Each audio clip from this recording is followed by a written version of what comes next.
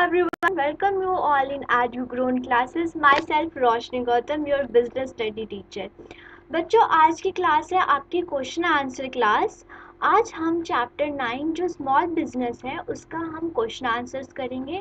पहले हम short questions देखेंगे जो आपके 1 और 2 मार्क्स के आएंगे। देन हम मूव करेंगे उससे लॉन्ग में, मतलब शॉर्ट से, और लॉन्ग के मीडियम में जो कि आपके 3 या 4 मार्क्स के आते हैं उसको हम करेंगे। देन हम लॉन्ग क्वेश्चन पे मूव करेंगे। तो ऐसे ऐसे हम अपने क्वेश्चंस करेंगे, आज सॉल्व करेंगे। देन आप लोग एक्साइटेड हैं, मैं भी बहुत एक्साइटेड हूँ। चलिए स्टार्ट करते हैं, ठीक है। और अगर आपने पहले वीडियोस नहीं देखे तो पहले जाके उसको वीडियोस को देखिए ताकि आपको अच्छे से कंसेप्ट क्लियर हो सके, तो आपको क्वेश्चन करने में ईजीली होगा, ठीक है। और अगर आप हमारे चैनल पे नए हैं तो हमारे चैनल को सब्सक्राइब कर दीजिए, बेल आइकन दबा दीजिए ताकि जो भी लेक्चर आए मेरे या भी किसी भी एजुकेटर के तो आपके पास नोटिफिकेशन आ जाए बच्चों। ओके, तो चलिए, और अगर मेरा वीडियो अच्छा लगे तो लाइक कर दीजिएगा, ठीक है। चलिए मूव करते हैं। तो आपके स्क्रीन पे फर्स्ट क्वेश्चन है, फर्स्ट क्वेश्चन करते हैं। देखिए आपके स्क्रीन पे क्वेश्चंस आ गए, चलिए देखते हैं। फर्स्ट क्वेश्चन है, small scale industries is threatened bye global entrepreneur in which area. हमारे जो भी स्मॉल स्केल इंडस्ट्रीज हैं वो थ्रेटन्ड है किस किस एरिया में, चलिए देखते हैं। आंसर क्या है आपका? The area are technological skill, financial credit worthiness, marketing, managerial skills and quality standards. देखिए हमारे इंडिया में स्मॉल बिजनेस हैं, लार्ज स्केल इंडस्ट्रीज भी हैं और एमएनसीज भी हैं। तो स्मॉल स्केल इंडस्ट्रीज क्या होता है कि वो इतनी एडवांस नहीं है, तो उनसे लार्ज इंडस्ट्रीज और एमएनसी से मार खा जाती हैं। मार खा जाने वाली बात बोल देती हूँ मैं। तो जैसे जैसे वो, देखिए उनकी जो टेक्नोलॉजी है वो एडवांस नहीं होती, उनके पास फंड्स नहीं होता इतना, और उनकी मार्केटिंग स्किल्स, मैनेजरियल स्किल्स उनके पास नहीं होती। वो हायर हायर जो भी एक्सपर्टीज होते हैं उसको हायर नहीं कर पाते। और तो और जो उनकी प्रोडक्ट्स की क्वालिटी होती है वो इतनी स्टैंडर्ड नहीं होती, जैसे कंपेयर टू एमएनसीज लगा लीजिए या लार्ज स्केल इंडस्ट्रीज लगा लीजिए। तो इन सब चीज़ों में हमारी जो स्मॉल स्केल इंडस्ट्रीज हैं वो इतनी डेवलप नहीं है। तो इस एरिया में, इन सब एरिया में वो थ्रेटन्ड होती हैं बाय डोमिनेटेड, लगा लीजिए डोमिनेटेड होती हैं लार्ज स्केल इंडस्ट्रीज से या एमएनसी से, ठीक है। तो जो इनको प्रोटेक्ट करने के लिए गवर्नमेंट आती है, इनको फाइनेंस देती हैं, इनको प्राइस प्रोटेक्शंस देती हैं। तो इससे देखती हैं आगे हम उनके स्कीम्स देखेंगे कि क्या क्या गवर्नमेंट्स ने स्कीम्स लाए हैं उन स्मॉल स्केल इंडस्ट्रीज़ को प्रोटेक्ट करने के लिए। तो बच्चों हम नेक्स्ट क्वेश्चन पे मूव करते हैं। सेकंड क्वेश्चन हमारा आपके स्क्रीन पे है, चलिए देखते हैं। सेकेंड क्वेश्चन है हमारे स्क्रीन पे, if a manufacturing company invested rupees 24 lakh and now want to invest more, what type of small business will be it become? अगर कोई इन्वेस्टर या कंपनी 24 लाख रुपीस करता है इन्वेस्ट, तो उस इंडस्ट्रीज को हम क्या बोलेंगे? चलिए आंसर है आपका, it will become a small type company of small business. मतलब कि बहुत इतना फंड है, ये लार्ज इंडस्ट्रीज के लिए सफिशेंट नहीं है। तो अगर कोई इंडस्ट्रीज या कंपनी 24 लाख रुपीस इन्वेस्ट करती हैं तो हम उसको बच्चों क्या बोलेंगे? स्मॉल स्केल इंडस्ट्रीज बोलेंगे, ठीक है। SSI शॉर्ट फॉर्म में बोलेंगे, ठीक है। नेक्स्ट क्वेश्चन पे मूव करें। नेक्स्ट क्वेश्चन है हमारा, नेक्स्ट क्वेश्चन देखते हैं। नेक्स्ट क्वेश्चन है, while starting a business which industries use local and family laborers? देखिए अगर कोई इंडस्ट्रीज है, लोकल फैमिलीज या लोकल जो भी आसपास के लोग रह रहे हैं उनको यूज़ करते हैं, तो उस इंडस्ट्रीज को क्या बोलेंगे? चलिए आप लोगों को आंसर पता है, चलिए आंसर दीजिए। while starting a business, the industries that use local family and labor is called the cottage industries. अगर कोई इंडस्ट्रीज अपने फैमिली मेम्बर या आसपास के लोगों को यूज़ करेंगी अपने कंपनी में, तो हम उस इंडस्ट्रीज को बच्चों क्या बोलेंगे, कॉटेज इंडस्ट्रीज बोलेंगे। ठीक है, चलिए नेक्स्ट क्वेश्चन पे मूव करते हैं। ये बहुत इजी क्वेश्चन है, आपको सबको पता होगा। जब मैंने आपको क्लास में कराया था, कंसेप्ट करा रही थी, तो मैंने आप लोगों को बच्चों बोला था कि जो नबार्ड के फुल फॉर्म को याद कर लीजिए, और इसके साथ सिडबी का भी बोला था, उसका भी यूज़ कर लीजिएगा। ये सब आपके 1 मार्क क्वेश्चन में पूछ लेंगे। ठीक है, जो नबार्ड है ये बैंक है। ठीक है, बैंक जो कि 1982 में आया था। ये फंड्स प्रोवाइड करती हैं स्मॉल स्केल इंडस्ट्रीज़ या एग्रीकल्चर इंडस्ट्रीज़ को, ताकि वो ज़्यादा से ज़्यादा डेवलप्ड हो, और इनका जो रेट ऑफ इंटरेस्ट होता है वो भी मिनिमम होता है, वो इतना हाई नहीं होता। ठीक है, तो फुल फॉर्म क्या है बच्चों, चलिए पढ़ते हैं। National bank for agriculture and rural development. मेरे साथ रिपीट कीजिए, national bank for agriculture and rural development. Next question move करते हैं।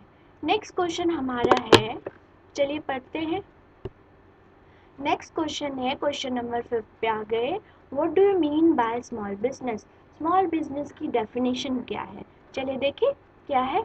A business which operate on small scale and required less capital, less labours, less machine is called a small business. अगर कोई industries और company less labour use करती है, less capital use करती है, less amount of fund use करती है, तो उसको हम क्या बोलेंगे बच्चों, उसको बोलेंगे स्मॉल बिजनेस।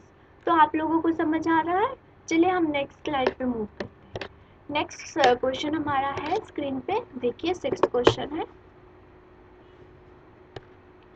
6th क्वेश्चन है हमारा,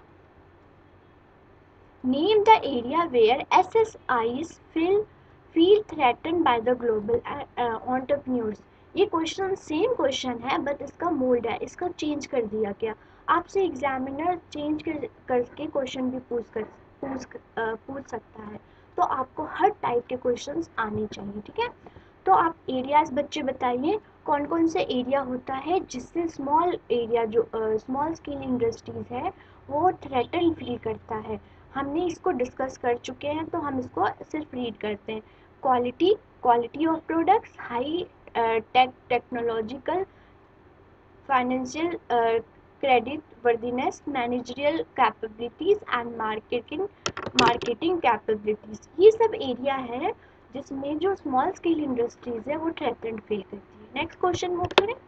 नेक्स्ट क्वेश्चन है, चलिए बताइए, रीड कीजिए आप लोग। 7th क्वेश्चन हमारा है, नेम एनी 2 कैरेक्टरिस्टिक्स। देखिए आपसे 2 भी पूछ सकता है, 3 भी पूछ सकता है, 4 भी पूछ सकता है, तो आपने 6 या 4 तो ऑब्वियस लिखना ही लिखना है, और इसको थोड़ा डिटेल में एक्सप्लेन भी करना है। ठीक है, characteristics entrepreneur in which export rate of India. हमने अपने क्लास में कंसेप्ट बेस्ड क्लास में हमने पढ़ा था कि कैरेक्टरिस्टिक्स क्या होते हैं। एक एंटरप्रेन्योर है, अगर वो मार्केट में आता है तो उसके कैरेक्टरिस्टिक्स क्या होने चाहिए, उसमें क्या कैपेबिलिटीज़ होनी चाहिए जिससे हम उसको एंटरप्रेन्योर बोलेंगे। तो फर्स्ट जो हमारा है एडेप्टेबिलिटी, मतलब कि एक एंटरप्रेन्योर को सिचुएशन के साथ अपने आप को चेंज होना चाहिए, एक डायनामिक होना चाहिए, फ्लेक्सिबल होना चाहिए। जैसा सिचुएशन, जैसा डिमांड, जैसे लोगों की नीड, उसके अकॉर्डिंग अपने प्रोडक्ट्स को चेंज करना चाहिए। सेकंड है डिसाइसिवनेस। ठीक है, सेकंड है डिसाइसिवनेस। उसका मीनिंग क्या होता है बच्चों, इसका मीनिंग ये है कि जो एंटरप्रेन्योर है उसके पास एबिलिटी होनी चाहिए, जो भी डिसीजन ले उसको क्विक ले, जल्दी ले और एफिशिएंटली ले, ताकि जो उसका जो गोल है वो टाइमली अचीव हो पाए। ठीक है, थर्ड है टीम बिल्डिंग। टीम बिल्डिंग बच्चों क्या है कि अगर कोई एंटरप्रेन्योर उनके साथ जो वर्क कर रहे हैं तो उनको ऑर्गेनाइज वे से करना चाहिए, उनको मोटिवेट करना चाहिए, उनको ऐसे वर्क कराना चाहिए जो उनकी जो प्रोडक्टिविटी है वो इंक्रीज हो। ठीक है, रिस्क टॉलरेंस ये बहुत इंपॉर्टेंट है। एक एंटरप्रेन्योर में रिस्क एबिलिटी होनी चाहिए, रिस्क टेकिंग एबिलिटी होनी चाहिए, कि वो अपने टाइम के साथ अगर फ्यूचर में उसको कोई अनप्रिडिक्टेबल चीज़ आए तो वो मेंटली प्रिपेयर रहे कि वो उसको फेस कर पाए। तो एक ये हमने 4 किया है, आगे और भी हम कैरेक्टरिस्टिक्स और भी क्वेश्चंस में, लॉन्ग क्वेश्चंस में देखेंगे। नेक्स्ट क्वेश्चन मूव करें। 8th क्वेश्चन हमारा क्या है, चलिए आप लोग पढ़िए। 8th क्वेश्चन है हमारा, which of the following industries use family labour local available talent while running the business. एक ऐसे इंडस्ट्रीज का नाम बताइए जो लोकल और अपने आसपास के फैमिली मेंबर्स को यूज़ करता है। तो हम इसको कर चुके हैं, उसको हम बोलेंगे कॉटेज इंडस्ट्रीज। ठीक है, नेक्स्ट क्वेश्चन करते हैं। नेक्स्ट है कि name any 4 type of SSLs। मतलब ऐसे मैंने जो स्मॉल स्केल बिजनेस है उसको उसकी कैटेगरीज में मैंने करा रखा है अपने वीडियोस में। जो कंसेप्ट बेस्ड वीडियो होती है वो इससे पहले आती है, आप उसको जाके वॉच कर सकते हैं। ठीक है, तो आप 4 कैटेगरीज का नाम बताइए। उसको टाइप भी बोल सकते हैं और कैटेगरीज भी बोल सकते हैं। तो फर्स्ट हमारा क्या है, स्मॉल स्केल इंडस्ट्रीज, जहाँ पे स्मॉल स्केल इंडस्ट्री, जहाँ फंड, जहाँ पे लेबरल्स, जहाँ पर जो भी वो कैपिटल है स्मॉल अमाउंट पे यूज़ हो रहा है, उसको हम स्मॉल स्केल इंडस्ट्रीज बोलेंगे। दूसरा है एंसिलरी इंडस्ट्रीज अंडरटेकिंग। अगर कोई इंडस्ट्रीज अपना 50% जो भी है रॉ मटेरियल वो किसी और बिजनेस को एक्सपोर्ट कर रही हैं, ट्रेड कर रही हैं, तो उसको हम एंसिलरी इंडस्ट्रीज बोलेंगे। ठीक है, 50%। ठीक है, थर्ड है एक्सपोर्ट ओरिएंटेड यूनिट। अब देखिए कि अगर कोई स्मॉल स्केल इंडस्ट्रीज अपना जो भी प्रोडक्ट्स हैं वो एक्सपोर्ट कर रही हैं, तो इस इंडस्ट्रीज को सब्सिडी, एक्सपोर्ट सब्सिडी भी मिलेगी गवर्नमेंट के थ्रू, और भी बहुत सारे बेनिफिट दिया जाता है। तो कोई भी इंडस्ट्री जो कि स्मॉल स्केल इंडस्ट्रीज है वो अपना जो भी प्रोडक्ट है 50% वो एक्सपोर्ट कर रही हैं, तो उसके गवर्नमेंट्स के थ्रू उनको बहुत सारे बेनिफिट्स दिया जाता है। फोर्थ है टेनी इंडस्ट्रीज, जो स्मॉल स्केल इंडस्ट्रीज होती हैं। टेनी इंडस्ट्रीज बच्चों वो इंडस्ट्रीज होती हैं जो कि 25 लाख से एक्सीड नहीं करती अपनी investment.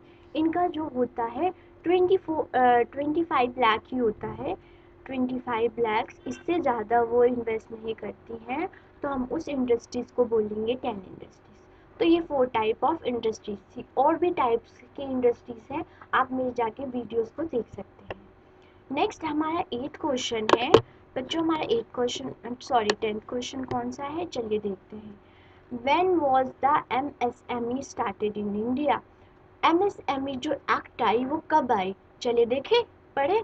The micro small medium enterprise development, जिसको हम MSME एक्ट भी बोलते हैं, वो कब आया, नोटिफाई इन 2006 में आया। ठीक है, मैं बाहर से लिख ले, आप अपने नोटबुक में लिख लीजिए। To address the policy issue affecting the MSMED as well as the coverage and investment ceiling of sector, the act to be facilitate the development of entrepreneur as also enhanced by the competitiveness। देखिए ये act क्यों आया गया, ताकि जो भी small scale industries है उसको डेवलप्ड हो पाए और उसको प्रोटेक्ट कर पाए किसके, लार्ज स्केल इंडस्ट्रीज से, और MSME जो भी वो है वो जो भी मल्टीनेशनल्स कंपनी है उससे प्रोटेक्ट करने के लिए आई, कॉम्पिटिटिव ज़्यादा ना हो, इसको डोमिनेट ना कर ले। तो इन सब चीज़ों को डेवलपमेंट के लिए गवर्नमेंट ने एक एक्ट बनाया जो MSMED एक्ट आया, जो कि कब आया बच्चों, वो 2006 में आया। ठीक है, नेक्स्ट क्वेश्चन पे मूव करें। आप लोगों को अच्छा लग रहा है, अच्छा लग रहा है तो लाइक कर दीजिए। ठीक है, नेक्स्ट क्वेश्चन हमारा है, अब हम आ गए शॉर्ट क्वेश्चंस टाइप पे, जो कि आपके 3 और 4 मार्क्स में आपके पूछे जाएंगे एग्जाम में। चलिए हम देखते हैं। हमारी स्क्रीन पे फर्स्ट क्वेश्चन क्या है, चलिए देखते हैं। देखिए फर्स्ट क्वेश्चन है हमारा, what are the major things that national small industries corporation, जिसको हम NSIC बोलते हैं, प्रोवाइड। ये बच्चों स्कीम्स हैं, ठीक है, जो कि गवर्नमेंट के थ्रू लाया गया, मैं आपको बता रही थी, और ये बहुत इंपॉर्टेंट स्कीम्स हैं। ठीक है, इसको मार्क करके और सारे पॉइंट्स लिख लीजिए। अब देखिए, the major thing that national small industries corporation and जो शॉर्ट फॉर्म में NSIC भी बोलते हैं, क्या प्रोवाइड कराता है। चलिए वन बाय वन पढ़ते हैं। फर्स्ट जो है, the imported machinery to business in easy and low hire terms. अगर कोई भी स्मॉल इंडस्ट्रीज को एक्सपोर्ट करनी है गुड्स एंड सर्विसेज या मशीन्स करनी है, तो उसको लो प्राइस में करेंगी और बीच में को जो होगा गवर्नमेंट प्रोवाइड करेंगी। गवर्नमेंट उसका जो सब्सिडी है वो देंगी। सब्सिडी अब समझते हैं आप, अगर समझते हैं तो आप कमेंट सेक्शन में लिखिए कि सब्सिडी क्या होता है। ठीक है, मैं बता दूंगी, बट अगर आप खुद से सर्च करेंगे बच्चों तो आपको ज़्यादा टाइम तक और अच्छे से याद होगा। ठीक है, तो कमेंट सेक्शन पे लिखिए, आप सब बहुत इंटेलिजेंट हैं। सेकंड है हमारा point, to procure supply distribute important machinery and raw materials. जो भी इम्पोर्टेंट जो भी इंपोर्ट किया गया है गुड्स एंड सर्विसेज मशीन्स के रॉ मटेरियल्स को, तो प्रॉपर डिस्ट्रीब्यूट हो पाए, प्रॉपर सब जो भी स्मॉल इंडस्ट्रीज के पास जाए, ये कौन सा देखता है, वो गवर्नमेंट्स देखती हैं। और गवर्नमेंट का कौन सा डिपार्टमेंट देखता है, NSIC। ठीक है, थर्ड हम क्या देखेंगे, to help the small business exports their product to supervise and implement the advisory service. अगर स्मॉल इंडस्ट्रीज को अपना गुड एक्सपोर्ट करना है, तो भी उसको जो मैनेजमेंट होता है, सर्विस और एडवाइस देना होता है, वो गवर्नमेंट देती है। गवर्नमेंट कौन सा, NSI स्कीम के थ्रू प्रोवाइड करती है। तो हमने NSIC जो नेशनल स्मॉल इंडस्ट्रीज कॉरपोरेशन हमने स्कीम्स पढ़ा, ये आपका बहुत इम्पोर्टेंट स्कीम है। इसमें हमने फर्स्ट पॉइंट ये पढ़ा कि जो भी इम्पोर्टेड रॉ मटेरियल्स और मशीन्स आएंगी जो हम बाहर कंट्री से मंगवाएंगे, तो वो स्मॉल, ज़्यादा उसका जो प्राइस है वो ज़्यादा नहीं होना चाहिए, और वो सारा सब्सिडी कौन, गवर्नमेंट प्रोवाइड करती है। और जब raw material important raw material आ गई, मशीन्स आ गई, तो प्रॉपर सप्लाई होना चाहिए। जिस जिसको नीड है, जिस जिसकी रिक्वायरमेंट है, उस का स्मॉल इंडस्ट्रीज को देना है प्रॉपर वे से। थर्ड है कि अगर वो एक्सपोर्ट करती हैं, अगर रॉ मटेरियल्स बना लिए, जैसे कि हमारे हैंडीक्राफ्ट जो भी ट्रेडिशनल प्रोडक्ट्स है, वो फॉरेन में बहुत डिमांड है, तो उसको प्रॉपर वे से एक्सपोर्ट कराना है, वो भी हमारी क्या करती हैं, वो NSI करती हैं, ताकि जो स्मॉल इंडस्ट्रीज को प्रॉपर प्राइस मिल सके। ठीक है, तो हम आगे मूव करें। आगे हमारा आ गया सेकंड क्वेश्चन। ओके, आपको अच्छा लग रहा है? अच्छा लग रहा है तो लाइक कर दीजिए स्टूडेंट्स। सेकंड क्वेश्चन है हमारा, सेकंड क्वेश्चन है, what are the different form of supports offered to the small industries by the government। देखिए, कौन कौन सा, मतलब उसका नेम बताइए कि कौन कौन सा सपोर्ट्स प्रोवाइड कराती है government to small scale industries को। फर्स्ट है हमारा institutional supports in respect of credit facility. हमने बहुत सारे इंस्टीट्यूट्स पढ़े जो कि लोन्स प्रोवाइड कराती हैं। हमने सोर्स ऑफ फाइनेंस चैप्टर में बहुत सारे इंस्टीट्यूट्स, और मैंने आप उनका नाम भी दिया आपको कि कौन कौन से, जैसे सिडबी हो गया, IDBI हो गया, नबार्ड हो गया, UTI हो गया, LIC हो गया। ये सारे जो भी हैं इंस्टीट्यूट्स हैं, वो स्मॉल इंडस्ट्रीज को प्रमोट करने के लिए, डेवलप करने के लिए लोन प्रोवाइड कराती है, वो भी मिनिमम रेट ऑफ इंटरेस्ट पे। ओके स्टूडेंट्स, सेकेंड हमने इंस्टीट्यूशनल सपोर्ट्स, याद रखिएगा आप लोग, इंस्टीट्यूशनल सपोर्ट्स।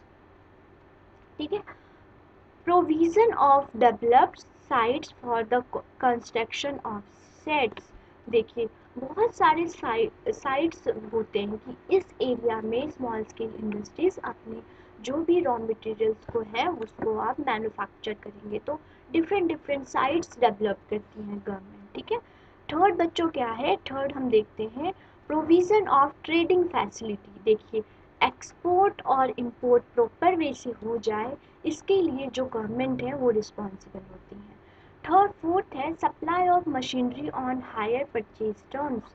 देखिए, जब हमने NSIC में देखा कि जो भी इंपोर्ट होती हैं रॉ मटेरियल और मशीन्स, वो प्रॉपर जो मिनिमम रेट पे लोगों को स्मॉल स्केल कंपनीज को मिल जाए, वो कौन देखती है, वो गवर्नमेंट्स देखती है, ठीक है।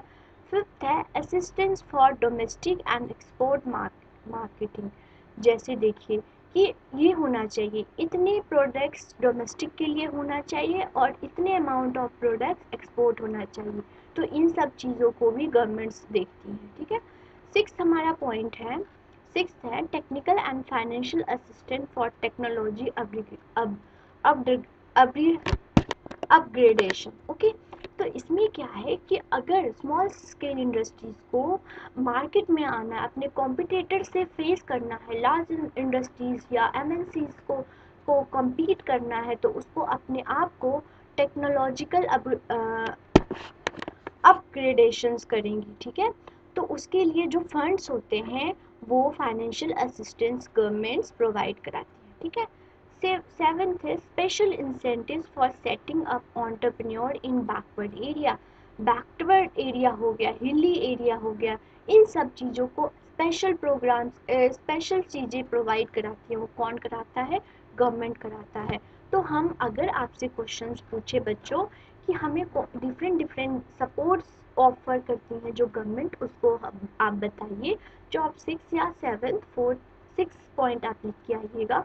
Institutional financial supports, technological supports, sites provide कराती हैं, या बैकवर्ड एरिया में जो प्रॉपर बैकवर्ड होती हैं, बिल्कुल बिल्कुल ट्रेडिशनल वे में चलती हैं, उन सब चीज़ों को अपग्रेड कराना होता है। इन सब चीज़ों को जो गवर्नमेंट आती है वो हेल्प करती हैं और without any profit motive. Okay, तो ये सारी थी, आपका सेकंड क्वेश्चन था जो कि गवर्नमेंट स्कीम्स पूछे गया था कि गवर्नमेंट जो सपोर्ट प्रोवाइड कराती है वो कौन कौन सी हैं, ठीक है।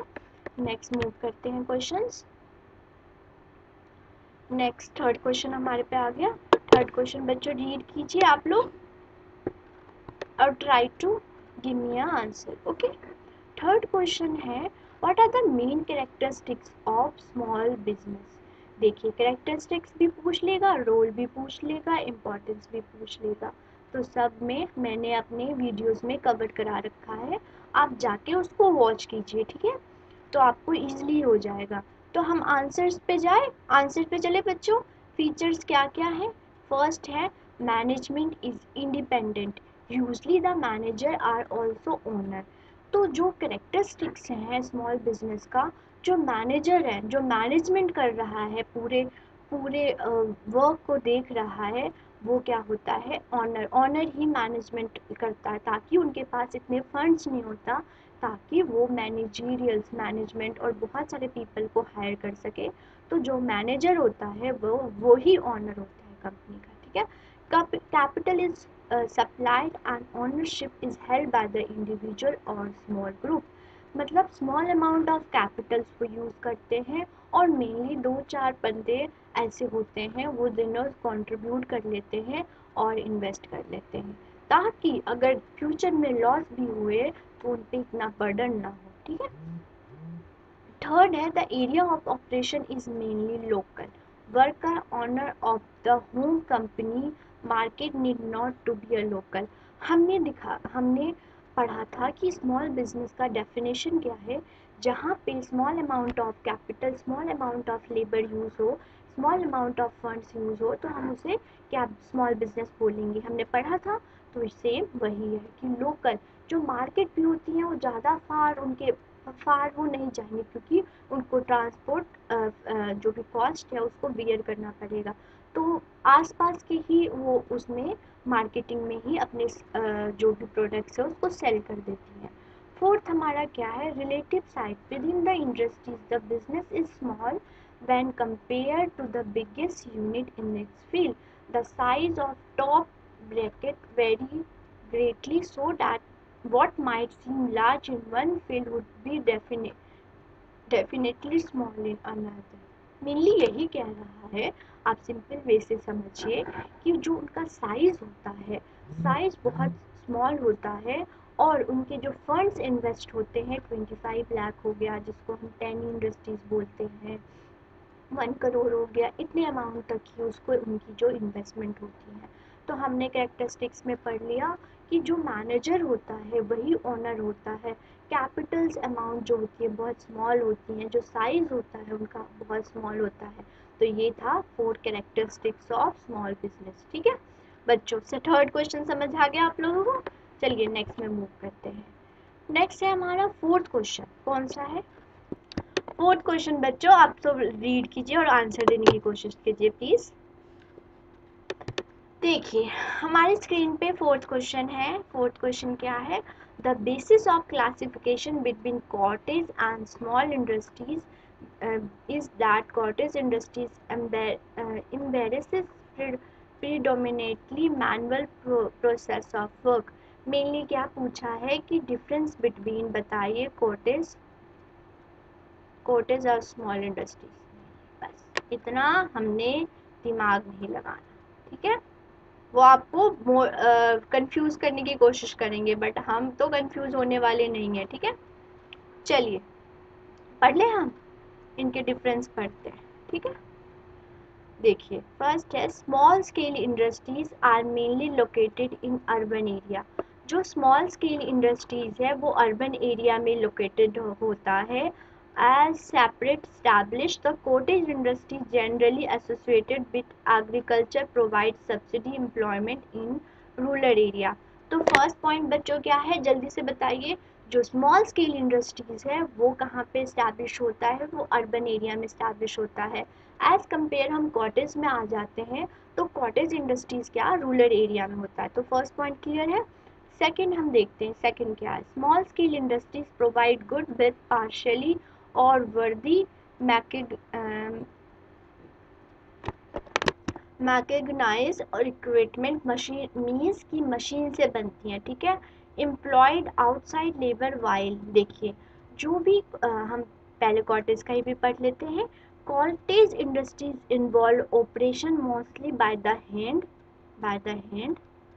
which is carry on primarily with the help of member of the family। तो सेकेंड पॉइंट हमारा बच्चों क्या बोल रहा है?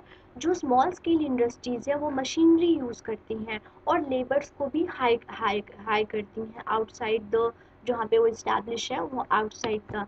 और दूसरी तरफ से हम देखें कि कॉटेज इंडस्ट्रीज क्या है, वो अपने फैमिली मेम्बर्स को ही एम्प्लॉय कर लेती हैं, हायर कर लेती हैं। और उनका जो मेनली वर्क होता है वो हाथ से होता है। स्मॉल स्केल इंडस्ट्रीज का मशीन से होता है, कॉटेज इंडस्ट्रीज का हैंड से होता है। जो स्मॉल स्केल इंडस्ट्रीज हैं वो लेबरर्स को हाई कर लेती हैं आउटसाइड देयर, जो भी इंडस्ट्रीज के पास हैं उनसे भी ज़्यादा दूरी से भी हायर कर लेते हैं। लेकिन जो वो कॉटेज इंडस्ट्रीज है वो फैमिली मेम्बर्स मिलके ही वर्क करते हैं। तो हमारा फर्स्ट और सेकंड हो गया। ठीक है, तो हमारा जो फोर्थ क्वेश्चन था यही कंप्लीट हो जाए। दो डिफरेंस हमने पढ़ लिया बच्चों, आपको समझ आया। नेक्स्ट क्वेश्चन पे मूव करते हैं। नेक्स्ट क्वेश्चन है हमारा फिफ्थ क्वेश्चन। ओके बच्चों, फिर फिफ्थ क्वेश्चन पे चलते हैं। What are the different form of support offered to the small industries by the government? ये हमने क्वेश्चंस कर लिए हैं। ठीक है, हम नेक्स्ट पे मूव करते हैं। ये हमारा रिपीट हो गया था क्वेश्चन। नेक्स्ट हम देखते हैं कि नेक्स्ट क्वेश्चन क्या है। ठीक है, सिक्स्थ क्वेश्चन हमारा कौन है? Explain the different parameter taken into a consideration to measure the size of company। कौन कौन से पैरामीटर्स लिया गया जिससे मेजर करते हैं साइज ऑफ द कंपनी की। स्मॉल जो मतलब कौन सा पैरामीटर है जिससे ये पता चलता है कि जो कंपनी का साइज कितना है। देखिए आगे देखते हैं। The difference parameter are taken into consideration to measure the size of companies are, first देखते हैं micro business. Micro business, the investment in facility does not exceed more than 10 crore. जब हम माइक्रो बिजनेस उस बिजनेस को बोलेंगे जब उसका investment 10 crore से ज़्यादा एक्सीड नहीं होगा। फिर है स्मॉल बिजनेस। स्मॉल बिजनेस क्या है? The investment in facility is more than 10 lakh but does not exceed more than 2 crore, हम उसको स्मॉल बिजनेस बोलेंगे। मीडियम को क्या बोलेंगे? ये देखिए मैं मार्क कर दूं। देखिए मैंने कलर चूज किया, इसमें क्या था 10 लाख, इसमें क्या है 10 लाख, और स्मॉल बिजनेस में है 10 लाख से बिटवीन 10 लाख और नॉट मोर देन 2 करोड़। ठीक है, और मीडियम में क्या है, मीडियम में है नॉट मोर देन 5 करोड़। ठीक है, समझ आ गया बच्चों। माइक्रो में आप देखिए, जो माइक्रो बिजनेस है उसमें 10 लाख से होगा, 10 लाख से ज़्यादा एक्सीड नहीं होगा। स्मॉल बिजनेस में 10 लाख से 2 करोड़ के बीच में होगा, और मीडियम में क्या होगा, मोर देन 5 करोड़। ठीक है, मोर देन 5 करोड़। ठीक है, आपको समझ आ गया कि माइक्रो में कितना होगा, नॉट एक्सीड द 10 लाख। फिर से रिपीट कीजिए, स्मॉल में क्या होगा, 2 से 10 से 2 तक, और मीडियम में क्या होगा, more than, sorry, more than 5 crore. ठीक है, ठीक है बच्चों, समझ आ गया। ये था साइज ऑफ बिजनेस, जो कि अब चेंज हो गया, हम चेंज वाले भी देखेंगे, लास्ट पे देखेंगे। ठीक है, ये पहले क्या था, पहले डिसाइड होता था कि इस पे हो, बट अब है जो चेंज हो गया, उसको मैं भी आपको समझाऊंगी। ठीक है, 6 क्वेश्चन ये हो गया। 7th क्वेश्चन हमारा है, define the categories of small business. मैंने आपको कैटेगरीज भी बताया था ना कि कौन कौन सी कैटेगरीज हैं। या तो स्मॉल में तो आपने क्या लिखा था, सिर्फ नेम लिख के छोड़ दिया था, नेम लिख के छोड़ दिया था। बट जब आपके 3 और 4 मार्क्स में आएंगे, तो आपको उसको डिफाइन भी करना है 1 और 2 लाइन में। ठीक है, तो बच्चों पढ़ते हैं हम। फर्स्ट हमारा पॉइंट है स्मॉल स्केल इंडस्ट्रीज। बिफोर 2006 में क्या था, they invest in fixed asset of machineries and plant which does not surpass the 1 crore।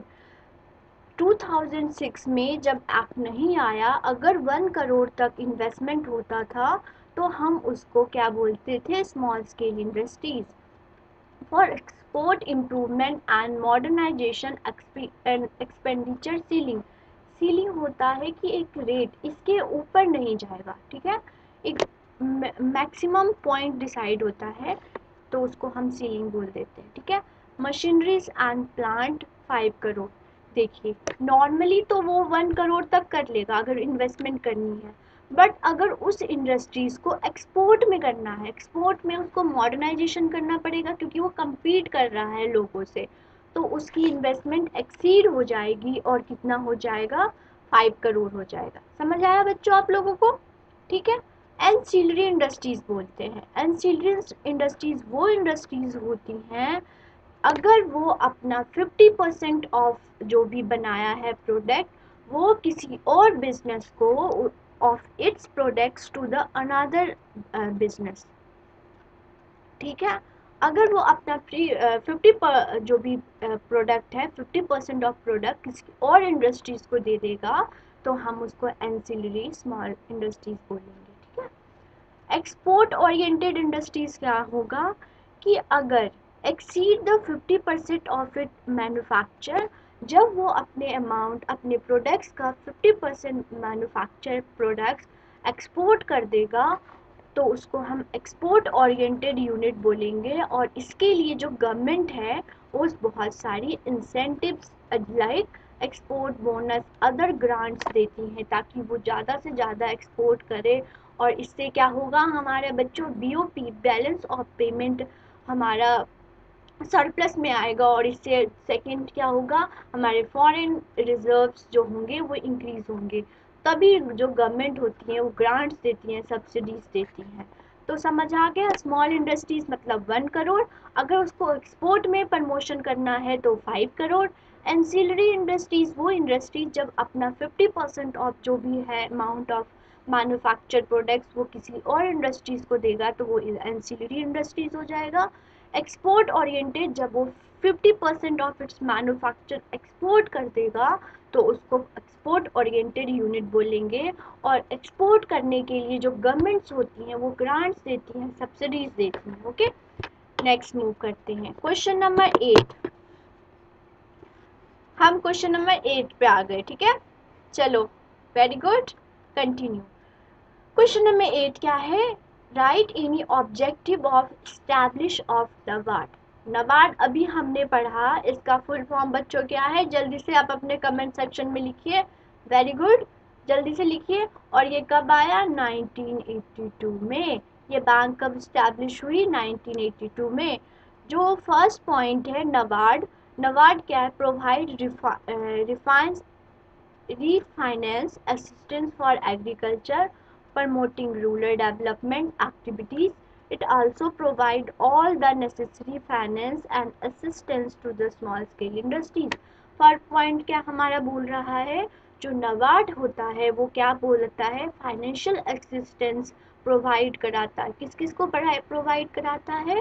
Small scale industries को और जो एग्रीकल्चर इंडस्ट्रीज है। फर्स्ट पॉइंट समझ आ गया? सेकेंड है ये, okay. NABARD coordination with the state government provide agriculture, ये state government से कोऑर्डिनेट होके चलता है, ठीक है। थर्ड पॉइंट क्या है? It improve the small and micro irrigation by way of promoting the agriculture activity. Third इसका क्या है कि स्मॉल और माइनर इरिगेशन प्रोग्राम्स जो होते हैं उसमें भी हेल्प करता है, ठीक है। फोर्थ हमारा, it undertaken the research and development in agriculture and rural industries. Research, changes लाना है, टेक्नोलॉजी अपग्रेड कराना है, इस सब चीज़ों की हेल्प के लिए फंड्स होती हैं ज़रूरत। तो इस सब चीज़ों के लिए क्या करता है? रिसर्च एंड डेवलपमेंट को प्रमोट करने के लिए जो फंड होते हैं, असिस्टेंस प्रोवाइड कराया जाता है, वो भी कराता है नबार्ड, ठीक है। फिफ्थ हमारा है, NABARD provide various organisational involve in agriculture provided by contributing to the servile capital. देखिए नबार्ड के साथ और भी जो भी इंस्टीट्यूशंस हैं वो जुड़े हुए हैं, और वो फर्दर और भी, अगर देखिए नबार्ड एक अपेक्स बॉडी हो गया, इसके अंदर जो भी और भी बॉडीज जुड़े हुए हैं ताकि कि जो काम है वो डिस्ट्रीब्यूट हो गया। वन ऑफ द है आरबीआई, आरआरबी, ठीक है, आरआरबी, ठीक है। आरआरबी है रीजनल रूरल बैंक, वो भी इसके साथ जुड़ी हुई है, और ये भी रूरल डेवलपमेंट और एग्रीकल्चर डेवलपमेंट में हेल्प करती है। तो हमारा ये था ऑब्जेक्टिव। जो नबार्ड है, जो बैंक है, जो कब आई?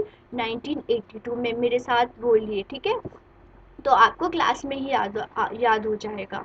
तो ये फाइनेंशियल असिस्टेंस देता है, रिसर्च डेवलपमेंट में हेल्प करता है, और ये किसके मतलब किसके साथ मिलके, और अलग अलग इंस्टीट्यूशन के साथ मिलके, स्टेट गवर्नमेंट के साथ मिलके वर्क करती है। ओके, समझ आ गया? अब आगे मूव करें बच्चों। आगे हमारा है 9th क्वेश्चन। देखिए आप लोग हैं, आप लोगों का साथ है, तो हम 9th क्वेश्चन पे आ गए।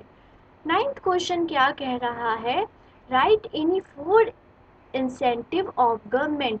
मैंने अपने जो भी वीडियो हैं, जो भी मैंने क्लास वीडियो कराया है, कंसेप्ट बेस्ड वीडियो कराया है, उसमें सारे इंसेंटिव्स लिखा है, ठीक है।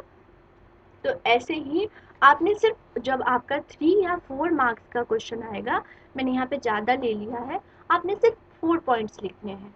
फर्स्ट है पावर, तो गवर्नमेंट क्या इलेक्ट्रिसिटी प्रोवाइड कराती है, वो भी मिनिमम रेट पे। सेकंड है टैक्स हॉलीडे, हॉलीडे में से समझना कि ये छुट्टी दे देती हैं, मतलब टैक्स सब्सिडी देती हैं उनसे, जो भी मतलब न्यू है बिजनेस इंडस्ट्रीज, उनसे टैक्स चार्ज नहीं करती, बल्कि सब्सिडीज प्रोवाइड करती हैं, उनको फंड्स प्रोवाइड कराती हैं ताकि वो डेवलप्ड हों, और फिर जब वो डेवलप्ड हो जाती हैं तब जाके उनसे टैक्स लिया जाता है, ठीक है। थर्ड है land and water, land at minimum rate and supply, water भी सप्लाई कराती हैं no profit on the basis, no profit no loss पे भी, मतलब बहुत मिनिमम चार्ज करती हैं गवर्नमेंट्स, लैंड के लिए भी वाटर के लिए भी। फोर्थ है ऑक्ट्राई, ऑक्ट्राई देखिए वो टैक्स होता है, टैक्स होता है, ये टैक्स है जब जब कोई गुड्स एंड सर्विसेज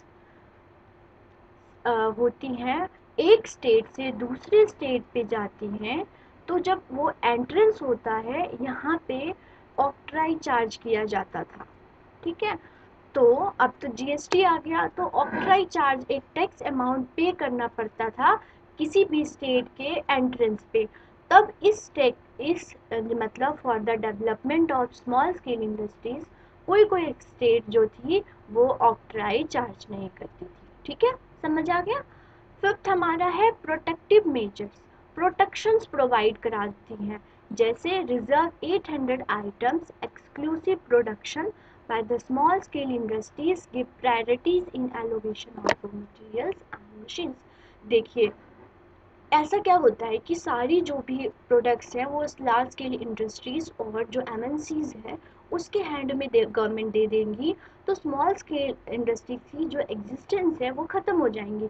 क्यों? क्योंकि वो इतनी एडवांस नहीं है, इतनी डेवलप नहीं है, तो उससे डोमिनेट हो जाएंगी। तो गवर्नमेंट ने क्या किया कि कुछ 800 यहाँ लिखा हुआ है, 800 जो आइटम्स थी वो स्मॉल स्केल इंडस्ट्रीज के लिए ही रिजर्व कर दी कि आपने ये करना है, और इस गुड्स में जो लार्ज स्केल इंडस्ट्रीज हैं वो इंटरफेयर नहीं करेंगी।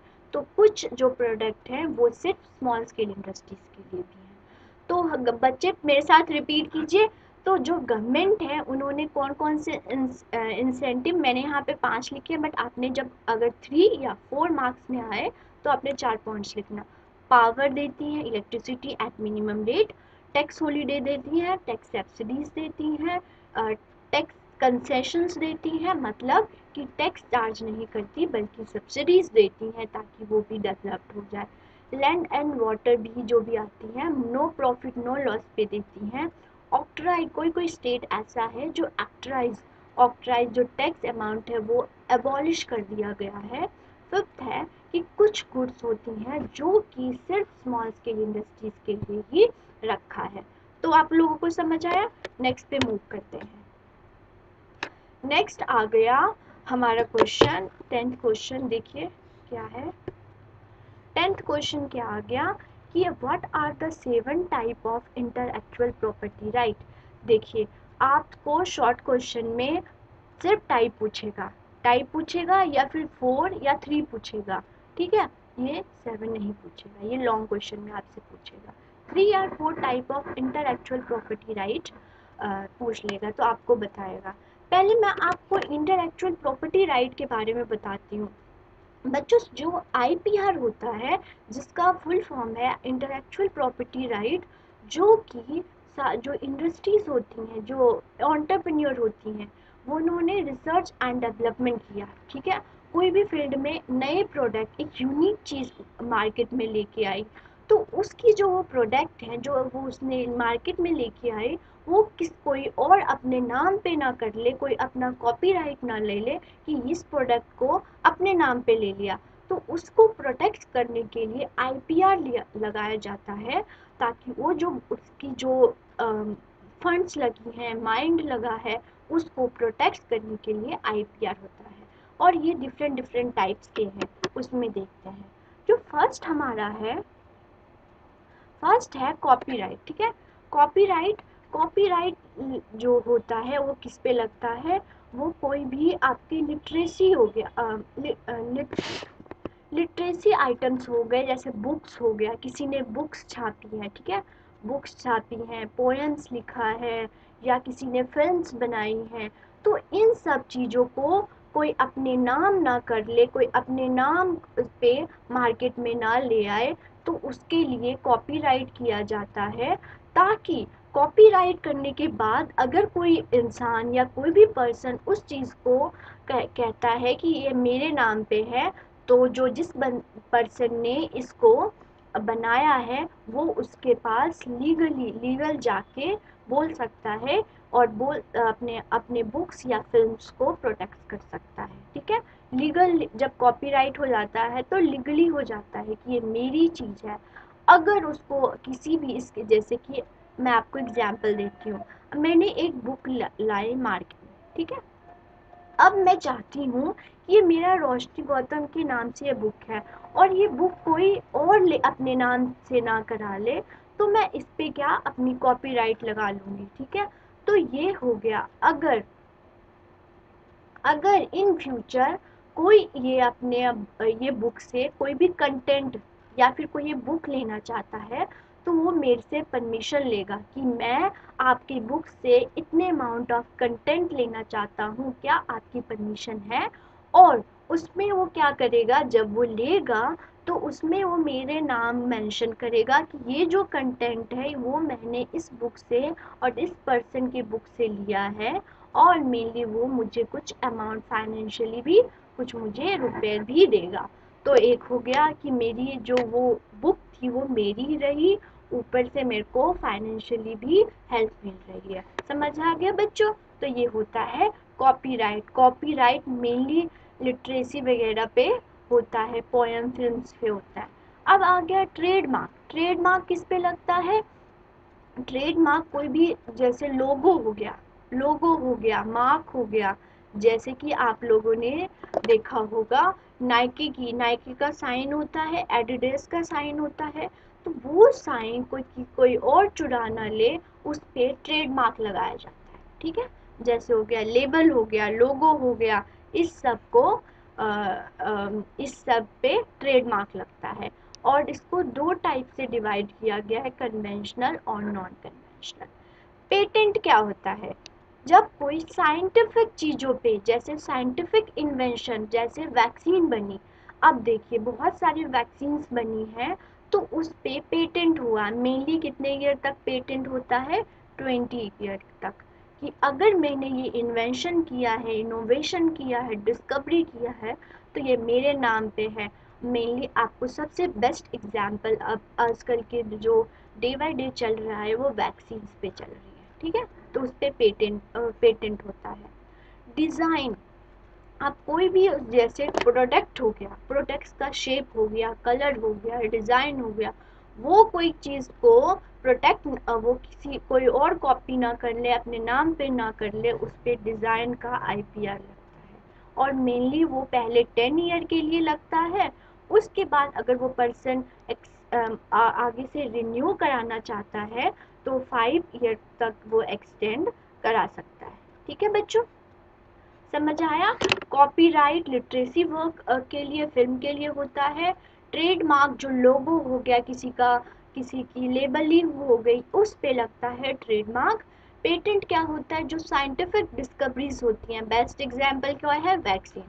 डिज़ाइन, किसी प्रोडक्ट का शेप, किसी प्रोडक्ट की कलरिंग, इन सब चीज़ों पे डिज़ाइनिंग का आईपीआर लगता है। तो ये मेनली जो 7 टाइप का है, और भी लॉन्ग क्वेश्चन में हम इसको कवर करेंगे।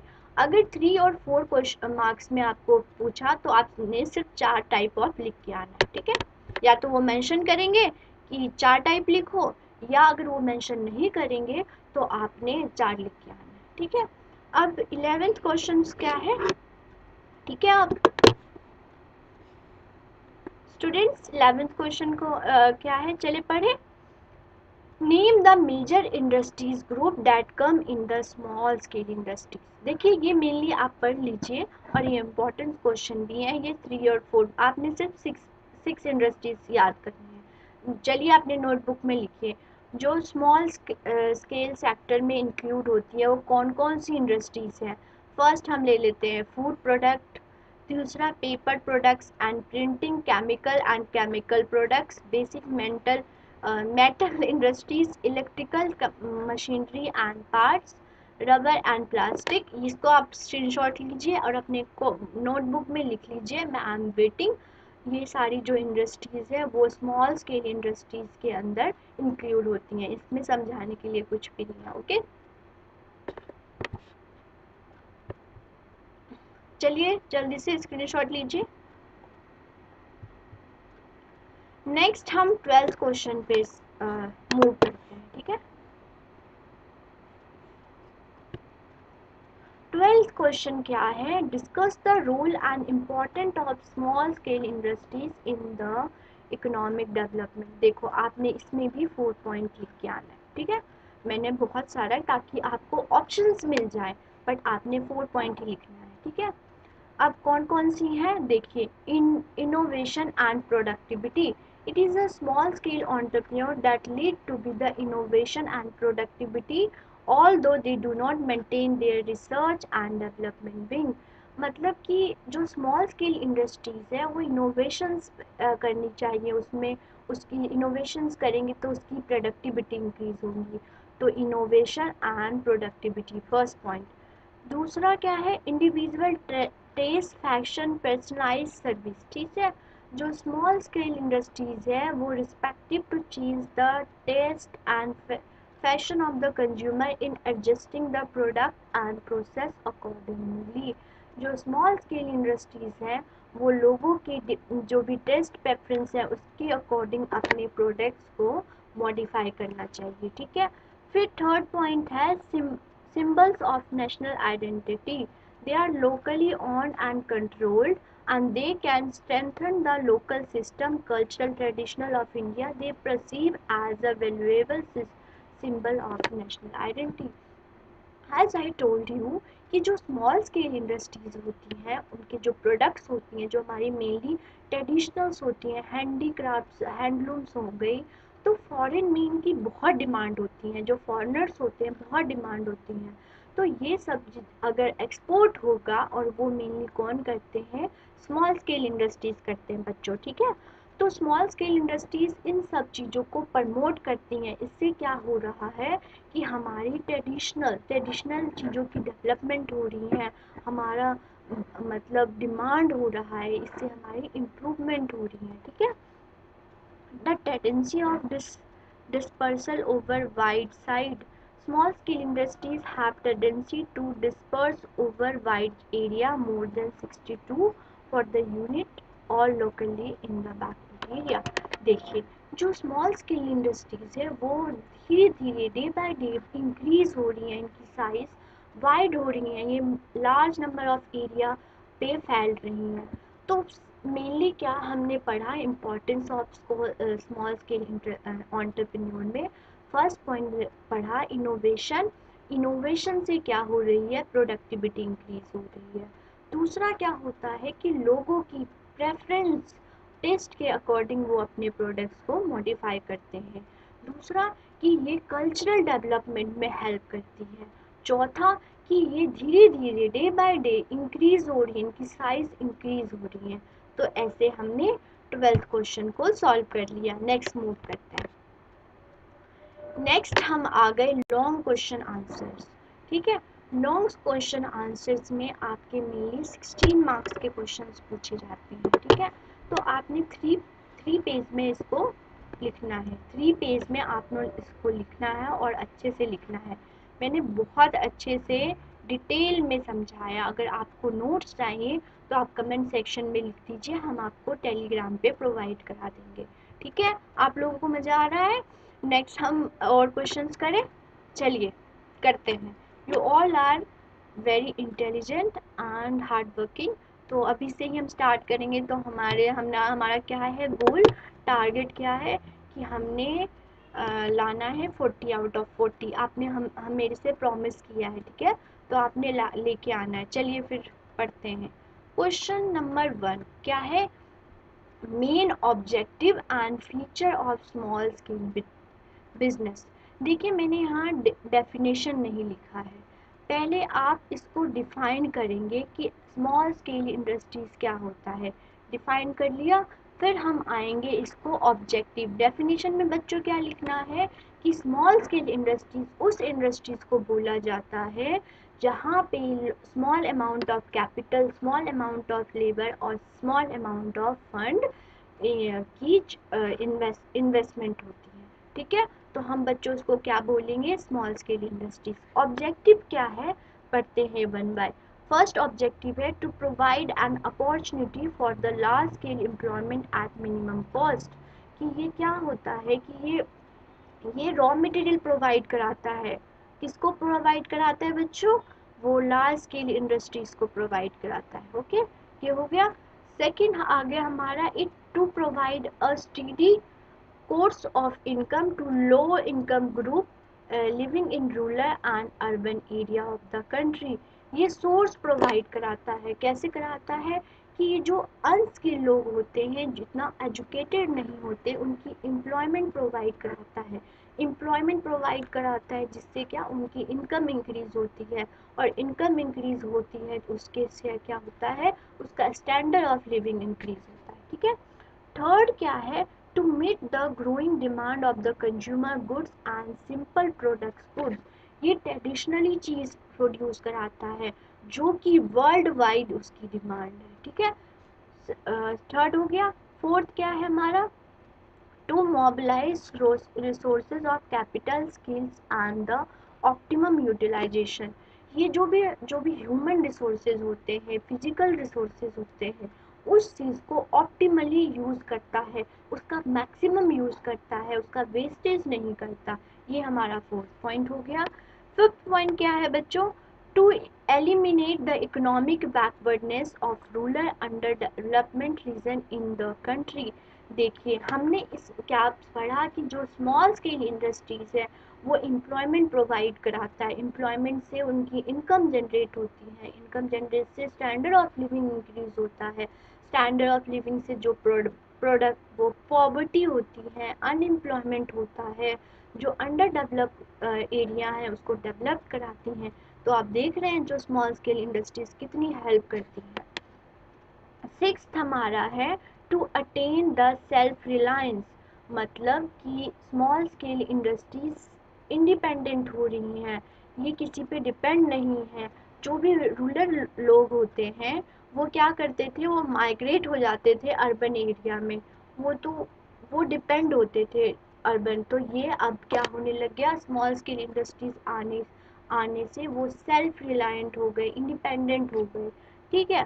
सेवेंथ क्या है हमारा, to reduce the regional imbalance, लोग माइग्रेट होने लग गए, इधर रूरल से अर्बन आने लग गए, अर्बन से रूरल आने लग गए, तो जो रीजनल बैलेंस था, इम्बैलेंस था, वो भी रिड्यूस हो गया। सेकेंड वे से हम ये समझ सकते हैं कि जो स्मॉल स्केल इंडस्ट्रीज हैं और लार्ज स्केल इंडस्ट्रीज में दोनों में गैप था, तो उस गैप को भी स्मॉल स्केल इंडस्ट्रीज को फिल कर रहा है। ठीक है, समझ आ गया। एट क्या है हमारा, to protect a integration of activities of small business with the rural economy on one hand and with the large scale business on the other hand. तो जैसे देखिए हमने ऊपर में क्या पढ़ा, ऊपर पॉइंट्स में, कि जो लार्ज स्केल इंडस्ट्रीज होती हैं उसको रॉ मटेरियल्स प्रोवाइड कराती हैं। तो तो इससे क्या पता चल रहा है, और इसके बदले ये क्या देती हैं, इनकम देती हैं। इनकम तो देंगी ही, पैसा तो देंगी, क्योंकि रॉ मटेरियल प्रोवाइड करा रहा है। तो इससे क्या हो रहा है, वो दोनों एक दूसरे से इंटीग्रेट हो रहे हैं, एक्सचेंज कर रहे हैं एक दूसरे से। नाइन्थ पॉइंट क्या है बच्चों, देखिए, to reduce the disparity of income, wealth and consumption, जो रूरल और अर्बन एरिया में जो गैप था वो धीरे धीरे रिड्यूस हो रहा है। ओके। टेंथ हमारा क्या है, टू प्रोवाइड सब्स्टिट्यूट्स और various industrial products now been important in the country. अब ऐसा क्या था कि हम बहुत सारे गुड्स एंड सर्विसेज इंपोर्ट कराते थे, इंपोर्ट से हमारा जो बीओपी है वो वो भी डिक्रीज हो जाता था, वो सरप्लस से डेफिसिट में जाता था, और ऊपर से ऊपर हमारी जो फाइनेंशियल जो रिजर्व्स थी वो भी, फॉरेन रिजर्व्स थी वो भी डिक्रीज हो रही थी। तो जो ये स्मॉल स्केल इंडस्ट्रीज की जो प्रोडक्ट्स की हैं वो फॉरेन में बहुत डिमांड है, क्योंकि हमारी जो ट्रेडिशनल चीज़ों की डिमांड होती है फॉरेन में, फॉरेनर्स बहुत डिमांड करते हैं। इससे क्या हुआ कि जो पहले हम इंपोर्ट करते थे गुड्स, अब हम खुद बना रहे हैं। तो इसका सब्स्टिट्यूट हो रहा है कि पहले जो हम इंपोर्ट करते थे वो हम खुद बना रहे हैं। ठीक है, हमने सब्स्टिट्यूट कर दिया इंपोर्ट प्रोडक्ट्स को। 11th पॉइंट क्या है बच्चों, देखो, to improve the quality of industrial products manufactured in the cottage industry sector and to enhance the both production and export। तो स्मॉल स्केल इंडस्ट्रीज से हमने क्या पढ़ा, कि आपने पढ़ा कि एक्सपोर्ट प्रमोशंस यूनिट बन रही हैं, और वो कौन करा रही हैं, गवर्नमेंट्स करा रही हैं। इससे क्या होता है कि ज़्यादा से ज़्यादा जो स्मॉल स्केल इंडस्ट्रीज के अपने प्रोडक्ट्स हैं वो फॉरेन में जा रहे हैं, एक्सपोर्ट हो रहा है, तो प्रमोशंस हो रही हैं, डेवलपमेंट्स हो रही हैं। ठीक है। तो ये हमारा स्मॉल स्केल इंडस्ट्रीज हो गया। 12 क्या है, to remove the problems created by urbanisation and consequent growth of big town. ऐसे क्या होता था, जो अर्बन एरिया होता है वो अंडर डेवलप्ड रह जाता था और रूरल एरिया जो था वो जो रूरल एरिया था वो अंडर डेवलप्ड हो जाता था और अर्बन एरिया फर्दर डेवलपमेंट उसमें होती थी। बट स्मॉल स्केल इंडस्ट्रीज के आने से जो रूरल एरिया है वो भी बहुत डेवलप्ड हो रही है। तो हमने पढ़ लिया मेन ऑब्जेक्टिव, ये सारे ऑब्जेक्टिव्स थे और मैंने आपको अच्छे से समझा दिया कि ये सारे ऑब्जेक्टिव हैं और लॉन्ग क्वेश्चन में आपने इसको लिखना है। समझ आ गया बच्चों? नेक्स्ट क्वेश्चन मूव करें। नेक्स्ट सेकंड क्वेश्चन है हमारा, what type of problem face by the small scale industries in the field of marketing.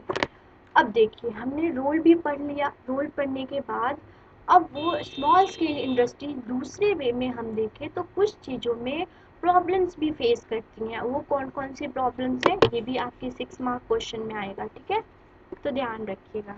तो फर्स्ट जो प्रॉब्लम है, हमारी प्रॉब्लम्स को हम हाईलाइट कर दें, ठीक है।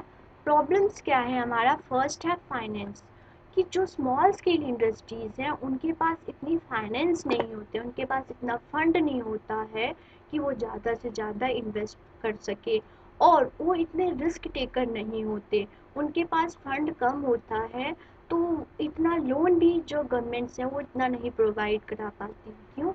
अगर डूब गया तो गवर्नमेंट भी लॉस में जाएगी और वो इंसान भी लॉस में जाएगा। तो फर्स्टली फंड्स की प्रॉब्लम्स होती हैं। दूसरा होता है रॉ मटेरियल्स। अब रॉ मटेरियल्स जो होती हैं, आपने देखा कि जो लार्ज स्केल इंडस्ट्रीज में वो highly products, highly raw materials, high quality of raw materials use करते हैं, और जो एमएनसीज हैं वो भी करती हैं। तो जो जो विलेज में जो स्मॉल स्केल इंडस्ट्रीज होती हैं वो इतने एजुकेटेड नहीं होती, तो वो हाईली जो भी quality of raw materials use नहीं कर पाते, वो पुअर क्वालिटी ऑफ, यहाँ पे देखिए, poor quality of raw materials use करते हैं, और उनके पास इतना फंड नहीं होता कि वो जाके बाय कर सके, और मशीन्स की भी प्रॉब्लम्स होती हैं।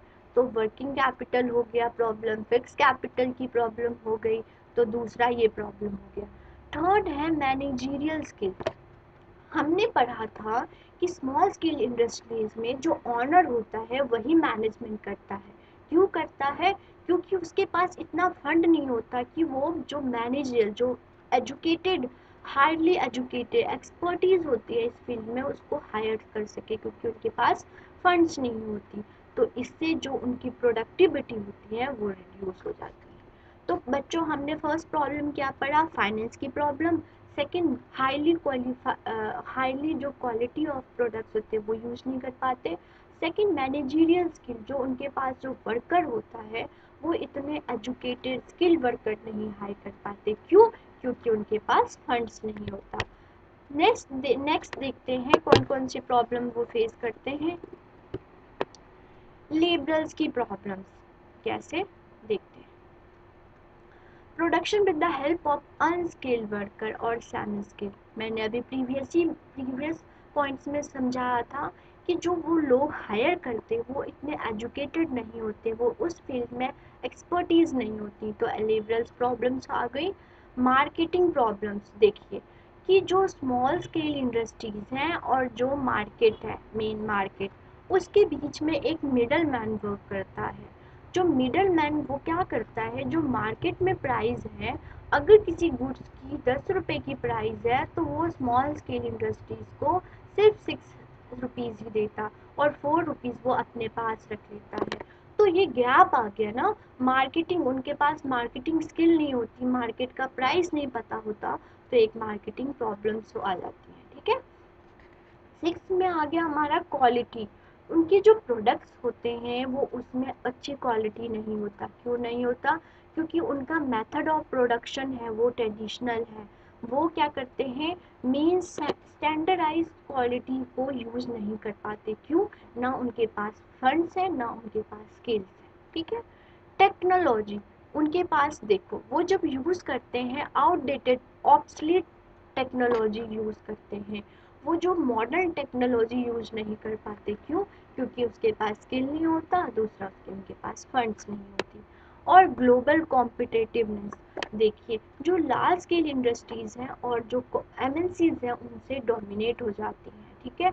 क्यों? उनसे compete नहीं कर पाती, ना उनके पास नॉलेज होता है और ना ही उनके पास फंड्स होता है। तो बच्चों ये आपके क्वेश्चंस में 6 मार्क्स क्वेश्चन में पूछ लेंगे कि प्रॉब्लम्स क्या बताओ, तो 1 बाय 1 आपने सारे प्रॉब्लम्स को लिखना है और मेनली आपने फर्स्टली यहाँ डेफिनेशंस जरूर डालने हैं, ठीक है। यहाँ पे डिफाइन जरूर करना है कि क्या होता है स्मॉल बिजनेस। पहले डेफिनेशन लिखो एंड देन फिर ये पॉइंट्स पे प्रॉब्लम्स पे जाओ, ठीक है। फिर आपका इम्पैक्ट अच्छा पड़ेगा एग्जामिनर पे। हम थर्ड क्वेश्चन पे आ गए बच्चों, ठीक है। थर्ड क्वेश्चन हम पढ़ते हैं, चलो। Describe the role of small business in rural India. वो हमने ऑब्जेक्टिव पढ़ा था कि एक रूरल जो स्मॉल बिजनेस की ऑब्जेक्टिव्स क्या होती हैं, और अब आ गया रूल्स। ये लॉन्ग क्वेश्चन है तो ये इतने 3 पेज में आपका आएगा, ठीक है। हाँ 3 पेज में आएगा।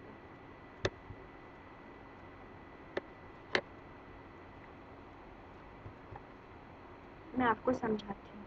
जो हमारा फर्स्ट पॉइंट है वो जनरेट एम्प्लॉयमेंट। देखिए इसमें जो भी है डिटेल में जो भी कंटेंट है वो सफिशेंट है आपके लिए। आप ऐसे जो मटेरियल है लिख के आइएगा तो आपको फुल मार्क्स दिया जाएगा। मेनली मैं आपको समझाती हूँ। जो स्मॉल स्केल इंडस्ट्रीज है वो एम्प्लॉयमेंट जनरेशन में हेल्प करती हैं। जो लोग इतने एजुकेटेड नहीं होते, इतने स्किल्स नहीं होते, उनको जो स्मॉल स्केल इंडस्ट्रीज हैं उसको एम्प्लॉयमेंट जॉब प्रोवाइड कराती हैं, जिससे उनकी इनकम इंक्रीज होती है और उनसे उनका स्टैंडर्ड ऑफ लिविंग इंक्रीज होता है। और ओवरऑल अगर हम कंट्री और इकोनॉमी में देखें तो प्रोडक्शन पॉवर्टी पॉवर्टी रिड्यूस होती है, और जो improving the economy of rural area की स्टैंडर्ड ऑफ लिविंग इंक्रीज होती है, जिससे क्या होता है उनका इकोनॉमी इंक्रीज होता है। तो फर्स्ट पॉइंट बच्चों हमने पढ़ लिया, क्या पढ़ा? Generate the employment. सेकंड क्या है हमारा? Reduce the rural to urban migration.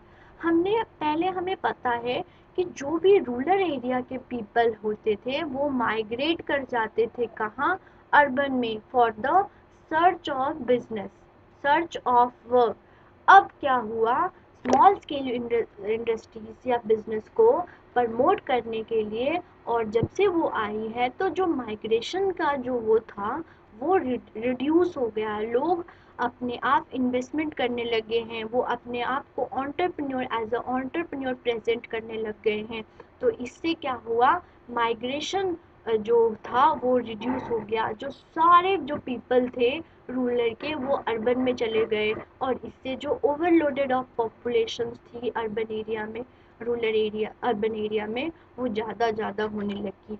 तो जो स्मॉल स्केल इंडस्ट्रीज आने के बाद जो माइग्रेशंस की जो वो थी, पर जो माइग्रेशंस करते थे उससे रिडक्शन होने लग गया, वो डिक्रीज होने लग गया, ठीक है।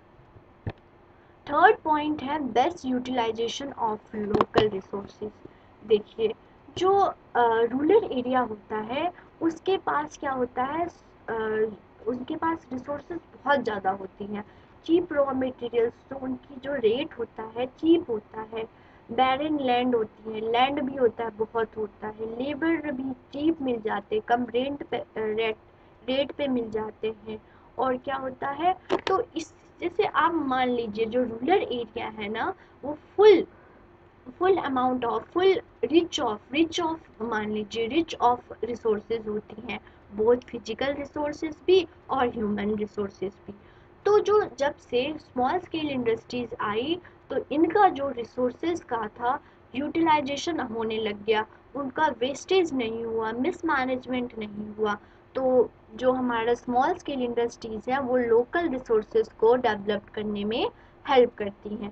फोर्थ क्या है हमारा? Promote the rural development and growth. मतलब कि जो स्मॉल स्केल इंडस्ट्रीज है वो क्या करती हैं, जॉब प्रोवाइड कराती हैं। जॉब से क्या होता है, उनका इनकम जनरेशन होता है। इनकम जनरेशन से स्टैंडर्ड ऑफ लिविंग इंक्रीज होती है। स्टैंडर्ड ऑफ लिविंग से पॉवर्टी रिड्यूस होती है। ठीक है, ये सारा सर्कल चलता रहेगा बच्चों। ठीक है, उसके बाद जो रूरल की इकोनॉमी होती है वो इंक्रीज होती है। ठीक है, तो इससे क्या हुआ, rural area development and growth होता है। किससे होता है, स्मॉल स्केल इंडस्ट्रीज। जो प्रॉपर्टी है वो रिड्यूस होने लगती है, गरीबी हटने लगती है। फिफ्थ है इक्विटेबल डिस्ट्रीब्यूशन ऑफ इनकम। अब देखिए, जो लार्ज स्केल इंडस्ट्रीज थी और स्मॉल स्केल इंडस्ट्रीज थी, उन दोनों में बहुत गैप थी। उनके पास इनकम ज़्यादा होता था और रूरल एरिया के पास इनकम, जो रूरल एरिया जो स्मॉल स्केल इंडस्ट्रीज थी उनके पास कम हो। तो क्या करती हैं जो गवर्नमेंट्स होती हैं, वो जो लार्ज स्केल इंडस्ट्रीज होती हैं उसको टैक्स देती है, उसको पे टैक्स इम्पोज करती है, और स्मॉल स्केल इंडस्ट्रीज को टैक्स सब्सिडी देती है कि टैक्स इससे नहीं लेती और इनसे लेती है। तो इन दोनों में क्या हो गया, जो इनकम का गैप था वो रिड्यूस होने लग गया। समझ आया बच्चों, ये था हमारा पॉइंट। अब हम 6 पॉइंट पे पहुंचते हैं। 6 क्या है, improve the standard of living. ये तो हम फर्स्ट पॉइंट से ही करते जा रहे हैं। फिर से मैं आपको सर्कल समझाती हूँ। देखिए, स्मॉल स्केल इंडस्ट्रीज आई उसके बाद उसने जॉब दिया हर सब लोगों को, जो स्किल थे उनको भी, जो अनस्किल थे वो भी। ठीक है, फिर उससे क्या हुआ, इनकम जनरेट इंक्रीज हुई। फिर उससे क्या हुआ, स्टैंडर्ड ऑफ लिविंग इंक्रीज हुई, हो गई ना। तो इससे क्या, स्मॉल स्केल इंडस्ट्रीज क्या हेल्प करती हैं, स्टैंडर्ड ऑफ लिविंग, लोगों को एजुकेट करती हैं। लोगों के पास इनकम होता है तो वो ज़्यादा से ज़्यादा डिमांड करते हैं, वो अपने जो स्टैंडर्ड जो पहले रहते थे उससे वो अपने आप को अपग्रेड करते हैं। तो इस सब किसके थ्रू आया, स्मॉल स्केल इंडस्ट्रीज के। सेकेंड, सेवेंथ है टैक्स रेवेन्यू। देखिए, स्मॉल स्केल इंडस्ट्रीज इंक्रीज हुई। पहले क्या करती थी गवर्नमेंट टैक्स सब्सिडी देती थी। जब अब ये ज़्यादा प्रॉफिट अर्न करने लगी तो फिर गवर्नमेंट क्या करेंगी, इस पे टैक्स इम्पोज करेंगी। टैक्स इम्पोज करेंगी, इससे क्या होगा, गवर्नमेंट के पास रेवेन्यू जनरेट होगा। गवर्नमेंट के पास रेवेन्यू जनरेट होगा बच्चों, समझ आ रहा है आपको। गवर्नमेंट के पास रेवेन्यू जनरेट होगा, इससे क्या करेगी गवर्नमेंट, इससे फर्दर डेवलपमेंट करेंगी, और भी स्कीम्स लेके आएंगी, और भी लोन प्रोवाइड कराएंगी। जो जो हमने इंसेंटिव्स पढ़ा था, जैसे पावर हो गया, लैंड हो गया, ये सारी चीज़ें प्रोवाइड कराएंगी। तो स्मॉल स्केल इंडस्ट्रीज ने प्रॉफिट अर्न की। प्रॉफिट अर्न करने के बाद गवर्नमेंट ने उनके ऊपर टैक्स इम्पोज किया। तो इससे क्या हुआ, गवर्नमेंट की रेवेन्यू इंक्रीज हुई और गवर्नमेंट फर्दर डेवलपमेंट की उस फील्ड में। ठीक है, तो इंक्रीज द टैक्स रेवेन्यू भी इंक्रीज हुआ। तो बच्चों ये आपका लॉन्ग क्वेश्चन था, जो कि था role of small business in rural area. Small industries का रूरल एरिया में क्या रोल है। तो पहले हम बच्चों रिपीट कीजिए मेरे साथ, आपको यहीं पे लर्न करा दूंगी मैं। एम्प्लॉयमेंट जनरेशन, माइग्रेशन, जो अर्बन से रूरल से जो अर्बन एरिया में माइग्रेशंस होते थे उसको रिड्यूस करा दिया। थर्ड हमारा utilisation, human resources, physical resources की बेस्ट यूटिलाइजेशन हुई। फोर्थ पॉइंट बच्चों हमारा क्या है, कि जब जब इनकम जनरेट हुआ पीपल के पास, तो जो रूरल डेवलपमेंट हुई। रूरल डेवलपमेंट से पॉवर्टी जो था, अनएम्प्लॉयमेंट था, अनइक्वालिटी थी, वो सारी रिड्यूस हुई। फिफ्थ पॉइंट बच्चों क्या है, equal distribution. Large scale industries और स्मॉल स्केल इंडस्ट्रीज का जो गैप था वो भी फुलफिल हुआ। फिफ्थ पॉइंट हमारा क्या है, increase the standard of living, लोगों की स्टैंडर्ड ऑफ लिविंग इंक्रीज हुई। सेवेंथ हमारा क्या है बच्चों, टैक्स रेवेन्यू, गवर्नमेंट की भी रेवेन्यू इंक्रीज हुई, जिससे फर्दर डेवलपमेंट हुआ, और डेवलपमेंट के बाद और भी स्मॉल स्केल इंडस्ट्रीज डेवलप्ड हुई, और भी गवर्नमेंट रेवेन्यू से ये सर्कल चलता रहा। तो ये आपको समझ आ गया। पहले आपने डेफिनेशन लिखना है हर क्वेश्चन में, उसके बाद आपने जो पूछा गया है, रोल पूछा है, ऑब्जेक्टिव पूछा है, उसका आंसर देना है, ठीक है। अब हम आगे फोर्थ क्वेश्चन पे। सो बच्चों हम फोर्थ क्वेश्चन पे आ गए। तो अब हम पढ़ेंगे कि हमने शॉर्ट क्वेश्चन में भी पढ़ा था, शॉर्ट क्वेश्चन में आईपीआर पढ़ा था जो कितने टाइप के हैं, ठीक है, उसको आपने 3 या 4 लिखना है, बट इसमें आपको 7 सारे पॉइंट्स लिखने पड़ेंगे, ठीक है। तो इंटेलेक्चुअल प्रॉपर्टी राइट क्या होता है और उसके टाइप्स क्या होते हैं, चलिए देखते हैं। इंटेलेक्चुअल प्रॉपर्टी राइट क्या होता है, लीगल राइट है, ठीक है, ये लीगल राइट है। एक मिनट रुकिए, मैं इनका चेंज कर लेती हूँ।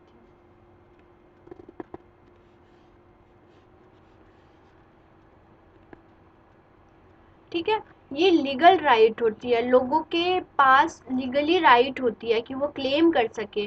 प्रोवाइड द क्रिएटर, जो क्रिएट कर रहा है, फॉर ओरिजिनल वर्क, जिसका अपना वर्क है, इन्वेंशन, जिसने इन्वेंशन किया है, अपेयरेंस ऑफ प्रोडक्ट, जो मार्केट में न्यू लेके आया है, आर्टिस्टिक वर्क, जो मतलब अपने आप जो बनाते हैं ना, आर्ट्स बनाते हैं, वो आर्टिस्टिक वर्क हो गया।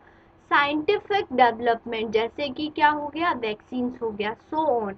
Intellectual property right are the right given to the person over the creation of their mind. Intellectual property right वो राइट होता है जो कि लोगों ने अपने माइंड को इस्तेमाल करके, फंड्स को इस्तेमाल करके कुछ बनाया है, कुछ यूनिक चीज़ बनाई है। They usually give the creator an exclusive right over the use of his her creation for certain point of time. Mainly आप समझिए बच्चों, आईपीआर वो राइट होता है, लीगल राइट होता है कि अगर किसी पर्सन ने अपनी फंड और अपने माइंड को यूज़ करके कोई चीज़ डेवलप की है, कोई न्यू मार्केट में चीज़ लेके आया है, तो वो चीज़ कोई और कॉपी ना कर ले, कोई अपना नाम अब उसके ऊपर क्लेम कर ले, इसके लिए राइट दिया जाता है लोगों को कि आपका ये आपने जो बनाया है ये आपका ही है और इस पे कोई क्लेम नहीं कर सकता है। और अगर किसी ने क्लेम किया है तो आप उसको जाके लीगली बोल सकते हो कि आप रॉन्ग हो और मैं राइट हूँ क्योंकि ये मेरा है और इस पे मैंने आईपीआर बना रखा है। और वो उसके अगेंस्ट, जिसने कॉपी की है, उसके अगेंस्ट कंप्लेन भी कर सकता है। तो इंटेलेक्चुअल प्रॉपर्टी लीगल राइट होता है लोगों की, जिसने अपने यूनिक चीज़, अपने माइंड को, अपने फंड्स को यूज़ करके बनाया है, ठीक है। और कुछ कुछ में होता है, जैसे पेटेंट में 20 ईयर के लिए होता है, डिज़ाइन में 10 ईयर के लिए होता है, कुछ टाइम के लिए, कोई चीज़ कुछ टाइम के लिए होती है और कुछ की चीज़ नहीं होती है, ठीक है। जैसे पेटेंट हो गया, पेटेंट में साइंटिफिक चीज़ें होती है तो 20 ईयर के लिए हुआ। अब हम टाइप्स पढ़े। टाइप्स में एक कॉपीराइट, मैंने बताया कॉपीराइट कहाँ लगता है बच्चों, लिटरेसी वर्क में लगता है, बुक्स में लगते हैं, पोएम्स में लगते हैं, पोएम्स में लग गए, और कहाँ पे लगता है, फिल्म्स में लग गए। तो इन सब चीज़ों पे कॉपीराइट लगा जाता है, वो कॉपीराइट की क्लेम होती है, उनका नाम है, ठीक है। ट्रेडमार्क क्या है, जब लोगो लेबल पे किसी किसी मैंने एडिडास, नाइकी, जो इसके डिज़ाइन है, उसका लोगो है, वो कोई कॉपी ना कर ले, उस पर क्या होता है, ट्रेडमार्क होता है। दो टाइप का जो होता है ट्रेडमार्क होते हैं, दो टाइप के। एक होता है कन्वेंशनल, जो जिस पे लेबल और लोगो पे शेप ऑफ द गुड्स पे लगता है, उसको हम क्या बोलेंगे बच्चों, उसको हम बोलेंगे कन्वेंशनल, ठीक है। नॉन कन्वेंशनल हमारी कौन सी होती हैं, जब जब हम जब हम कोई मार्क हो गया, ठीक है, एडिडास, नाइके, जैसे नाइके का ऐसे हो गया, एडिडास, जारा हो गया, इन सब चीज़ों पे जब उसका ट्रेड मार्क है, ट्रेडिंग के लिए उसका एक यूनिक मार्क है कि उसको हर लोगों से मतलब एक यूनिक डिफाइन करता है, तो उसको ट्रेड मार्क कहते हैं। और उसको जो कि दो टाइप से डिवाइड है, अगर किसी का लोगो पे हो तो उसे कन्वेंशनल और नॉन कन्वेंशनल किसी के मार्क पे, ठीक है। अब पेटेंट क्या होता है बच्चों, पेटेंट वो होता है जब जहाँ साइंटिफिक चीज़ों पे हो गया, ठीक है, साइंटिफिक चीज़ों पे और इनोवेशंस हुई, डिस्कवरी हुई, इन्वेंशंस हुआ, ठीक है, वहाँ पे होता है पेटेंट दिया जाता है। और मेनली 20 ईयर्स के लिए तक दिया जाता है। और एग्जाम्पल क्या है, हमारा बेस्ट एग्जाम्पल क्या है, वैक्सीन, ठीक है। अगर और एग्जाम्पल्स आपके आते हैं तो कमेंट सेक्शन पे लिखिए, ठीक है। ये हो गया पेटेंट। अब डिज़ाइन आ गया, किसी प्रोडक्ट्स की शेप क्या होगी, कलर क्या होगा, डिज़ाइन क्या हो गया, उस पर क्या लगता है, डिज़ाइन का ट्रेड वो आईपीआर, ठीक है, उसका राइट है कि इस प्रोडक्ट मेरा है, आप कॉपी नहीं कर सकते, ठीक है। प्लांट वैरायटी, कोई सीड्स पे लग गया, कोई प्लांट्स पे अगर बनाया किसी ने, जैसे यूएसए मेनली ये पेटेंट यूज करता है, ठीक है। सेकंड है semiconductor integrated circle layout design. अब कंप्यूटर चिप पे ये वाला पेटेंट लगता है, ठीक है, ये वाला आईपीआर लगता है। आप देखते हो किसी फ़ोन पे हो गया, जैसे आईफोन ने अपना इंटेलेक्चुअल प्रॉपर्टी की, उसका जो भी डिज़ाइन है वो कोई और कॉपी नहीं करेगा, तो उसने आईपीआर कर रखा है। और दूसरा हम कर सकते हैं जो माइक्रोसॉफ्ट है, वो कोई कॉपी ना कर ले, उस पर भी आईपीआर है। तो मेनली उसको किस नाम से हम जानते हैं, semiconductor integrated circle layout design, ठीक है। तो ये आपके टाइप्स थे। इंटेलेक्चुअल प्रॉपर्टी राइट भी समझ लिया हमने, फिर इसके टाइप्स कॉपीराइट हो गया, ट्रेडमार्क हो गया, पेटेंट हो गया, डिज़ाइन हो गया, प्लांट वैरायटी होगी, semiconductor integrated circuit layout design. समझ आ गया, ठीक है। आईपीआर वो राइट होता है जो कि जिस चीज़ जिसने बनाई है, अपना फंड अपना माइंड यूज़ करके बनाया है, तो उसका उसका राइट है और कोई इंसान उसको कॉपी नहीं करता। अगर कोई काम कॉपी कर रहा है तो जिसका वो था वो उसके ऊपर क्लेम कर सकता है, उसको पनिशमेंट दे सकता है, ओके, ये लीगली राइट होती है। अब हम फिफ्थ क्वेश्चन पे आ गए। फिफ्थ क्वेश्चन क्या है, देखिए फिफ्थ क्वेश्चन हमारा क्या है कि define an entrepreneur which are the characteristics of successful entrepreneur, कि आप एंटरप्रेन्योर को डिफाइन कीजिए और उसके कैरेक्टरिस्टिक्स, उस एंटरप्रेन्योर में क्या क्या क्वालिटी होनी चाहिए जिससे हम उसको एंटरप्रेन्योर बोल सकते हैं। तो देखिए हम एग्जांपल देखते हैं। Entrepreneur is defined as someone who has the ability and desire to establish, administers, and succeed in startup venture along with risk entitled to it to make the profit। देखिए entrepreneur वो entrepreneur होता है कि कोई market में आया तो उसके पास वो अपने आइडियाज उसने स्टैब्लिश किया, तो उसको एक उसमें क्या होना चाहिए, रिस्क टेकर होना चाहिए कि फ्यूचर में अनप्रिडिक्टेबल चीज़ें हो गई तो वो मेंटली प्रिपेयर हो और उससे जो वो इन्वेस्टमेंट कर रहा है उससे वो प्रॉफिट अर्न करे। अगर प्रॉफिट अर्न नहीं करे तो वो एक सक्सेसफुल एंटरप्रेन्योर नहीं माना जाएगा। बेस्ट एग्जाम्पल क्या है, देखिए अगर कोई न्यू बिजनेस वेंचर डेवलप करता है मार्केट में और रिस्क भी लेता है कि अगर इस प्रोडक्ट नहीं चली फ्यूचर में तो कोई बात नहीं, मैं इसको और मोल्ड करके कोई और डिज़ाइन बनाऊंगा ताकि मेरे प्रोडक्ट्स की सेल हो सके, ठीक है। Entrepreneurs are often known as a source of new idea, innovation, bring new idea in the market by replacing old with the new invention।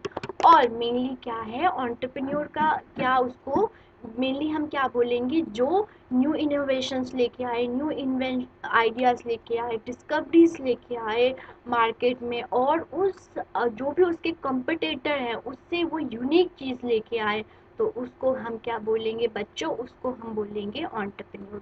ठीक है, आप लोगों को समझ आया। अब हम कैरेक्टरिस्टिक्स देख लेते हैं।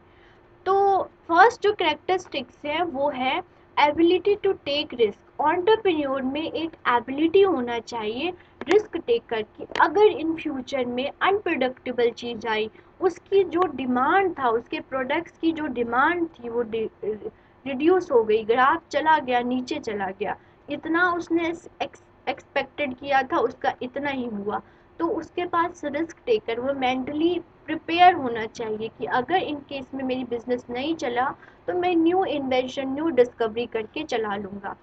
सेकंड क्या है, इनोवेशंस। वो अपने अपने प्रोडक्ट्स में, अपने इंडस्ट्रीज में नए नए आइडियाज़, नए नए प्रोडक्ट डिज़ाइन, हब डायनेमिक होना चाहिए।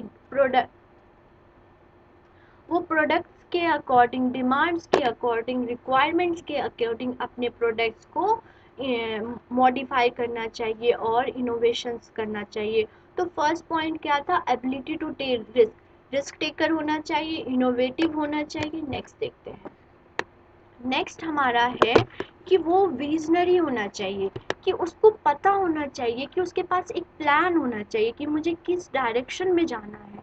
अगर उसको पता होगा कि किस डायरेक्शन में जाना है, तो अगर इधर जिगजैग भी कुछ हुआ तो वो सॉल्व कर लेगा। तो विजनरी होनी चाहिए, उसके पास फ्यूचर आइडिया होना चाहिए। तो विजनरी के साथ साथ लीडरशिप क्वालिटी होनी चाहिए। देखिए, अगर उसके पास प्लानिंग होगा तो उसके अंडर जो वर्क कर रहे होंगे वर्कर, वो अच्छे से लीड कर पाएगा कि आपको इस डायरेक्शन में जाना है। ठीक है, तो विजनरी के साथ साथ उसकी लीडरशिप क्वालिटी भी होनी चाहिए। जो पीपल उसके अंडर वर्क कर रहे हैं वो ऑर्गेनाइज करके चले, उनको मोटिवेट करके चले, उनको इंसेंटिव्स दे, ताकि वो एंटरप्रेन्योर के गोल को अचीव करने में वो उनके साथ चले। ठीक है, तो विजनरी के साथ उसको पास लीडरशिप क्वालिटी भी होनी चाहिए। फोर्थ क्या है, ओपन माइंडेड। देखिए, ओपन माइंडेड, फ्लेक्सिबल, ये सारे एक ही चीज़ है, और डायनेमिक। ठीक है, ओपन माइंडेड देखिए कि एक एंटरप्रेन्योर को रिजिड नहीं होना चाहिए कि मैं तो अपने प्रोडक्ट्स, ये मेरा प्रोडक्ट है और मैं इसमें चेंज नहीं करूँगा, चाहे कुछ भी आए, कोई भी सिचुएशन आए मैं नहीं चलूँगा। तो वो रिजिड हो गया, तो ओपन माइंडेड नहीं हुआ। तो एक एंटरप्रेन्योर को फ्लेक्सिबल होना चाहिए, डायनेमिक होना चाहिए, सिचुएशन के साथ, रिक्वायरमेंट के साथ, लोगों के नीड के साथ, लोगों की डिमांड्स के अकॉर्डिंग उसके अपने प्रोडक्ट्स को मॉडिफाई करना चाहिए। तभी वो मार्केट में एग्जिस्ट रह सकता है, नहीं तो वो उसको बाहर निकलना चाहिए। क्योंकि हर इंसान को अपने सिचुएशन के साथ, टाइम के साथ चेंज होना चाहिए। ठीक है, अब देखिए, इसमें है नो योर प्रोडक्ट्स। जो एंटरप्रेन्योर होगा, हमने पढ़ा कि जो भी एंटरप्रेन्योर होता है उनके लिए क्या है, एक एमबीए का कोर्स है। एमबीए का कोर्स है, इसमें एजुकेशन प्रोवाइड किया जाता है कि अगर आप फ्यूचर में एंटरप्रेन्योर बनते हो, अपने कोई बिजनेस स्टैब्लिश करते हो, तो अगर उनके पास सिचुएशंस, केस स्टडी उनको पढ़ाया जाता है। बिजनेस स्टडी में भी हम क्या पढ़ते हैं, सिचुएशंस पढ़ रहे हैं। इसमें भी अगर आप फ्यूचर में बिजनेसमैन बनने चाहते हो तो आपके पास ये क्वालिटी होनी चाहिए। अगर ये क्वालिटी होगा, आप इसमें इम्प्लीमेंट करोगे तो आप भी बिजनेसमैन बनोगे। ठीक है, तो एक बिजनेसमैन को उसके पास स्किल होना चाहिए, वो जो भी कर रहा है। दूसरा, उसके पास नॉलेज होना चाहिए, जो भी वो प्रोडक्ट लेके आ रहा है मार्केट में, उसके पास वो उस चीज़ में एक्सपर्टीज़ हो। और वो किससे आएगा, एजुकेशन से आएगा। तो पहले वो अपने एजुकेशन कंप्लीट करे, देन वो बिजनेसमैन। ऐसा नहीं होना चाहिए, आप लोग समझते हो बिजनेसमैन के लिए क्या एजुकेशन चाहिए, ऐसा नहीं। पहले आप एजुकेट बनो, अच्छे से हो, ताकि आपको पता हो कि अगर ये सिचुएशन आए तो मुझे कौन सा एक्शन और कौन सा प्लान इम्प्लीमेंट करना है। ओके बच्चों, तो बिजनेसमैन बनना है तो बिजनेस स्टडी पढ़नी पड़ेगी। ठीक है, इससे हमारा हो गया एंटरप्रेन्योर का, पता चल गया कि एंटरप्रेन्योर क्या होना चाहिए। एक इन्वेंशन होना चाहिए, बेस्ट आइडिया लेके आए मार्केट में, वो एंटरप्रेन्योर बोलता है। रिस्क टेकर होना चाहिए, इनोवेटिव होना चाहिए, उसके पास विजनरी, वो फ्यूचर प्लानर होना चाहिए, लीडरशिप क्वालिटी होनी चाहिए, ओपन माइंडेड होना चाहिए, डायनामिक होना चाहिए, फ्लेक्सिबल होना चाहिए, ताकि वो सिचुएशन के साथ अपने आप को मोल्ड कर सके।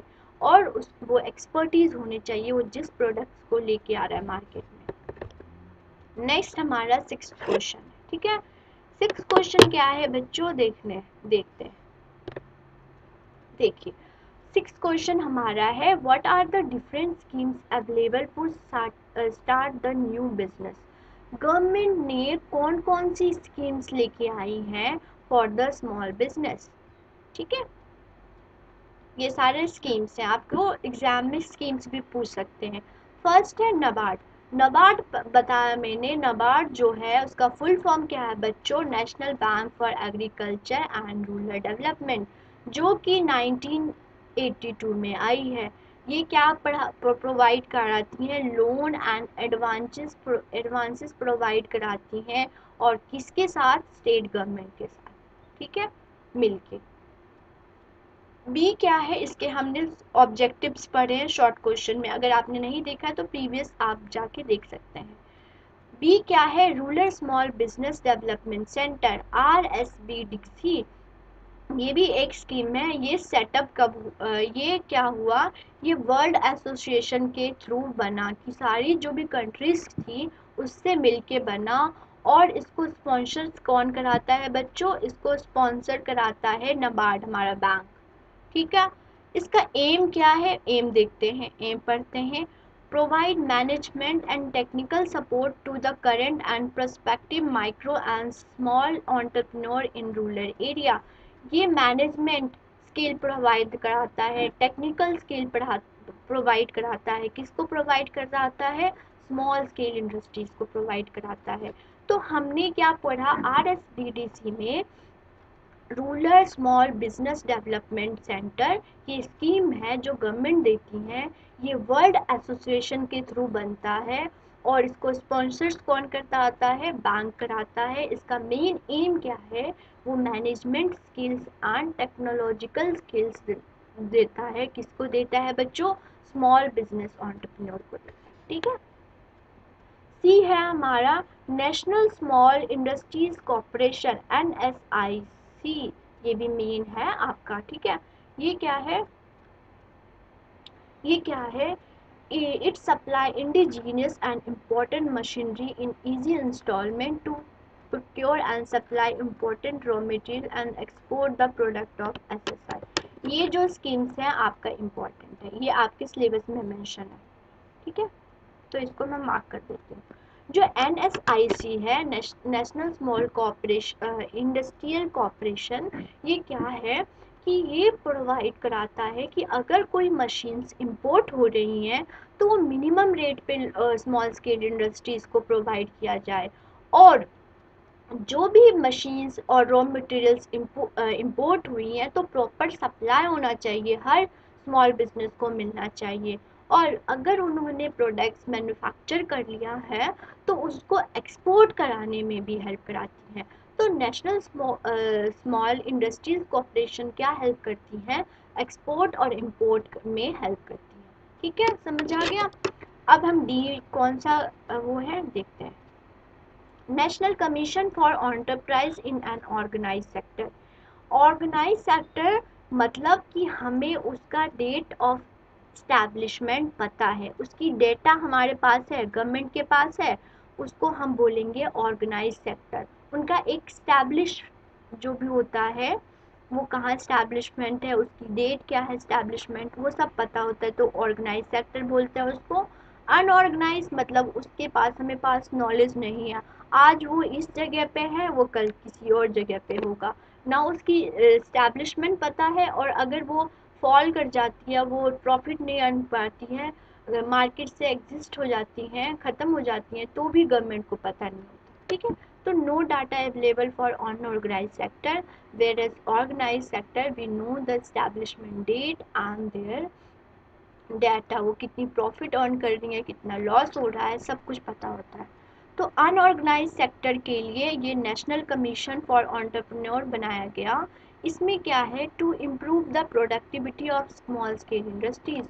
अब देखिए, अनऑर्गेनाइज सेक्टर में भी स्मॉल स्केल इंडस्ट्रीज आती हैं, तो इनकी प्रोडक्टिविटी कैसे इंक्रीज हुआ जाए, कि अगर कोई एक दो लेबर यूज़ कर रहा है तो उसकी जो आउटपुट आना चाहिए वो 4 आना चाहिए, ना कि 1 आना चाहिए।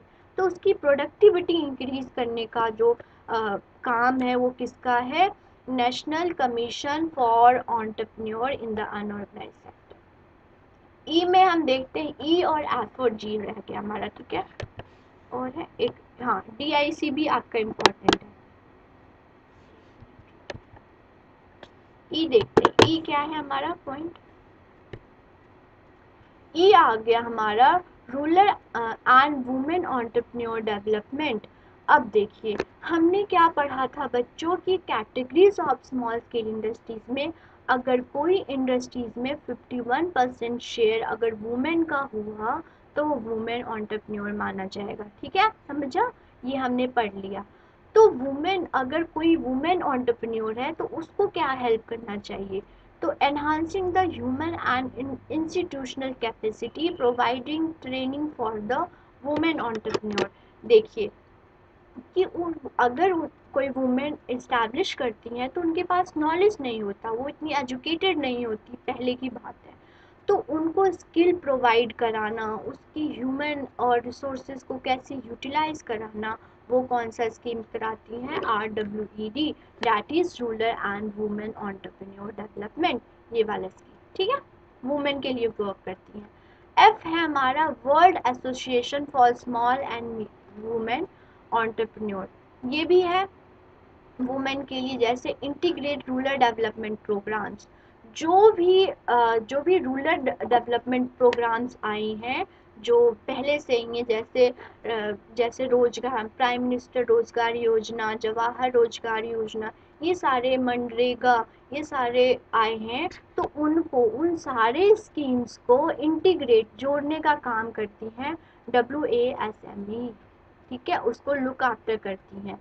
जो जैसे जैसे कौन सा स्कीम आ गया, प्राइम मिनिस्टर रोजगार योजना, training for rural youth for self development, training provide किया जाता है इसमें। ठीक है,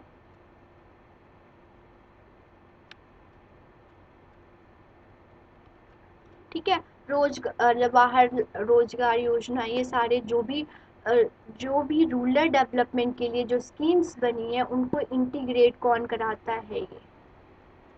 ठीक है, जी में आ गया, जी है scheme of fund for regeneration and traditional industries, सब सफ्रूटी सफ्रूटी पढ़ लेना। ठीक है, तो जो भी ट्रेडिशनल सेक्टर है उसको फिर से अपग्रेड कराना, फिर से नया मॉडिफाई करके लाना, तो ये कौन सा स्कीम फॉर फंड प्रोवाइड कराती हैं। जैसे to improve the technology of traditional technology, अगर कोई ट्रेडिशनल सेक्टर भी है, ट्रेडिशनल मशीन्स यूज़ कर रहा है, तो उसमें टेक्नोलॉजी कैसे यूज़ होगी, वो ये स्कीम प्रोवाइड कराती हैं। दूसरा हमारा है to create the sustain employment opportunity, जो एम्प्लॉयमेंट अपॉर्चुनिटी प्रोवाइड कराती है। और to set up the traditional industries in various part of the country, और जैसे कि हमारी ट्रेडिशनल सेक्टर की बहुत डिमांड है फॉरेन में, तो उसको जो गवर्नमेंट क्या करती है कि traditional sector different different state में कहाँ पे होना चाहिए उसको भी स्टैब्लिश कराती हैं। तो बच्चों ये स्कीम्स था, आप देख लीजिए, ये सारे स्कीम्स आपने लॉन्ग क्वेश्चन में लिख के आना है। सेकंड हमारा एच है हमारा, देखिए एच क्या है, डिस्ट्रिक्ट इंडस्ट्रीज सेंटर, ये भी आपके सिलेबस में मेंशन है, तो आप इसको भी अच्छे से करिएगा। District program was started in 1978, मई 1 1978 में ये स्टैब्लिश हुआ। ये भी provide assistant to small scale industries at district level, जो डिस्ट्रिक्ट लेवल पे स्मॉल स्केल इंडस्ट्रीज हैं।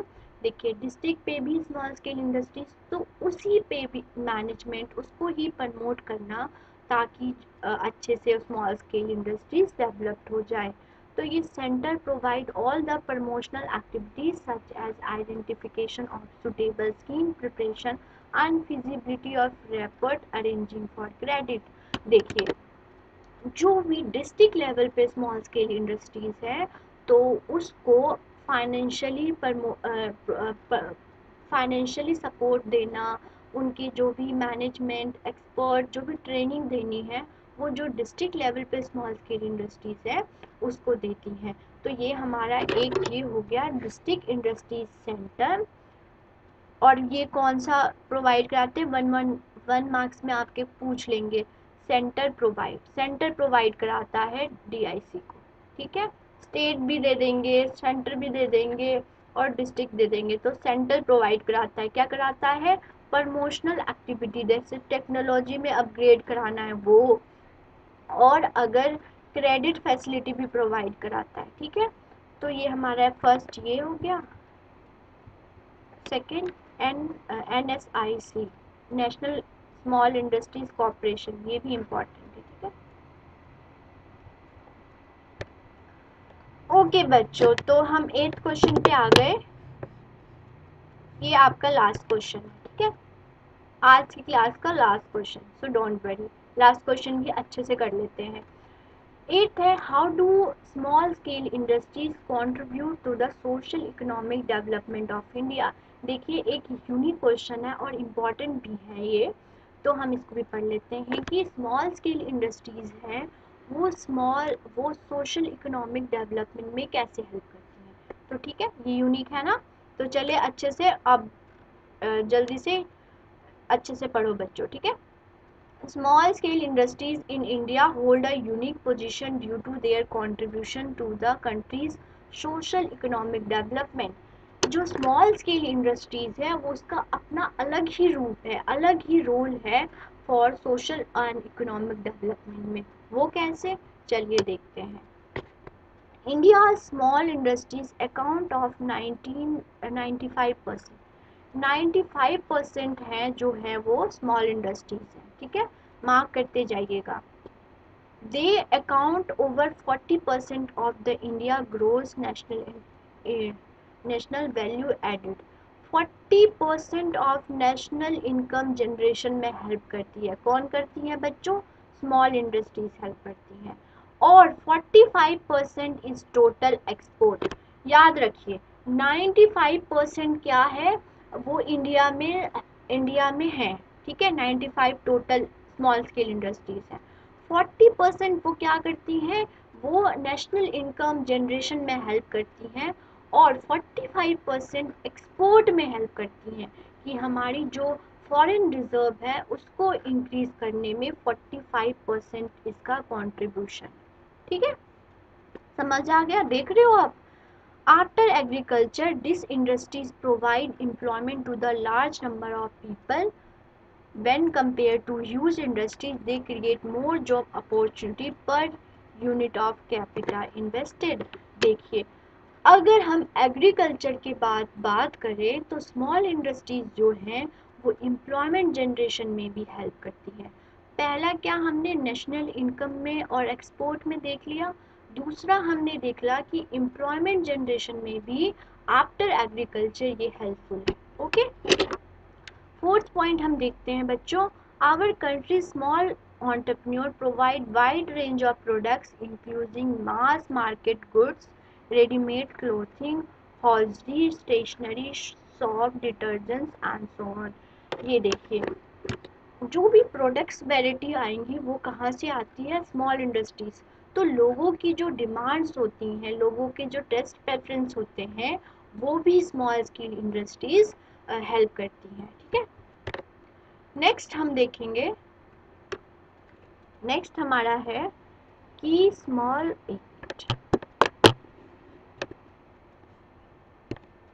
जो small business make an important contribution to our country what, balance regional growth. मैंने क्या बताया था कि देखिए एक अर्बन एरिया है, अर्बन एरिया जिसपे लार्ज स्केल इंडस्ट्रीज होती हैं, ठीक है, और रूरल एरिया है वो स्मॉल स्केल इंडस्ट्रीज होती हैं, ठीक है। तो उसमें क्या होता है कि जो गवर्नमेंट होती है इस पे टैक्स लगा देती है और स्मॉल स्केल इंडस्ट्रीज पे टैक्स एग्जैम्प्ट कर देती है, ख़त्म कर देती है, इस पे लगा देती है। तो इन दोनों में जो इनकम का इम्बैलेंस था वो भी रिड्यूस हो गया, ठीक है। तो कंट्रीज का जो बैलेंस था रीजनल ग्रोथ वो भी प्रमोट हुआ, किससे हुआ बच्चों, स्मॉल स्केल इंडस्ट्रीज से। Small entrepreneur can be established everywhere in the country. They simple item using simple technology, rely on locally available resources including material and labors. The benefit of industrialization can be reaped every place because they may be extensively diffused without any geographical limit. As a result, they provide substantial contribution to the country's balanced development. देखिए मैंने आपको बताया था कि जो small scale industries जो rural area होती हैं वो rich of human and physical resources होती हैं, तो उनका बेस्ट यूटिलाइजेशन कौन करता है? स्मॉल स्केल इंडस्ट्रीज करता है। तो जो इंडिया की जो रिसोर्सेज होती हैं उसका best utilisation small scale industries ही करता है, और ये बैलेंस करता है रीजनल ग्रोथ को। इससे क्या हुआ? बैलेंस किया रीजनल ग्रोथ से। सेकंड हमारा नेक्स्ट पॉइंट है small business offer extensive range of business alternatives. ठीक है, कि और भी स्मॉल स्केल इंडस्ट्रीज ऐसी हैं कि इसमें कम कैपिटल लगता है, लेस लेबर लगता है, लेस फंड्स लगते हैं, तो मेनी टाइप ऑफ हम इसके पास ऑल्टरनेटिव्स होते हैं कि अब आप बिस्किट्स की बेकरी कर लो, शॉप्स बना लो, कि हैंडमेड चीज़ें बना लो, तो हो गया ना कि वेरियस टाइप ऑफ और भी इंडस्ट्री स्टैब्लिश कर सकते हैं स्मॉल इंडस्ट्रीज से। ठीक है, small business also benefit from lower production costs, locally available resources and less expensive।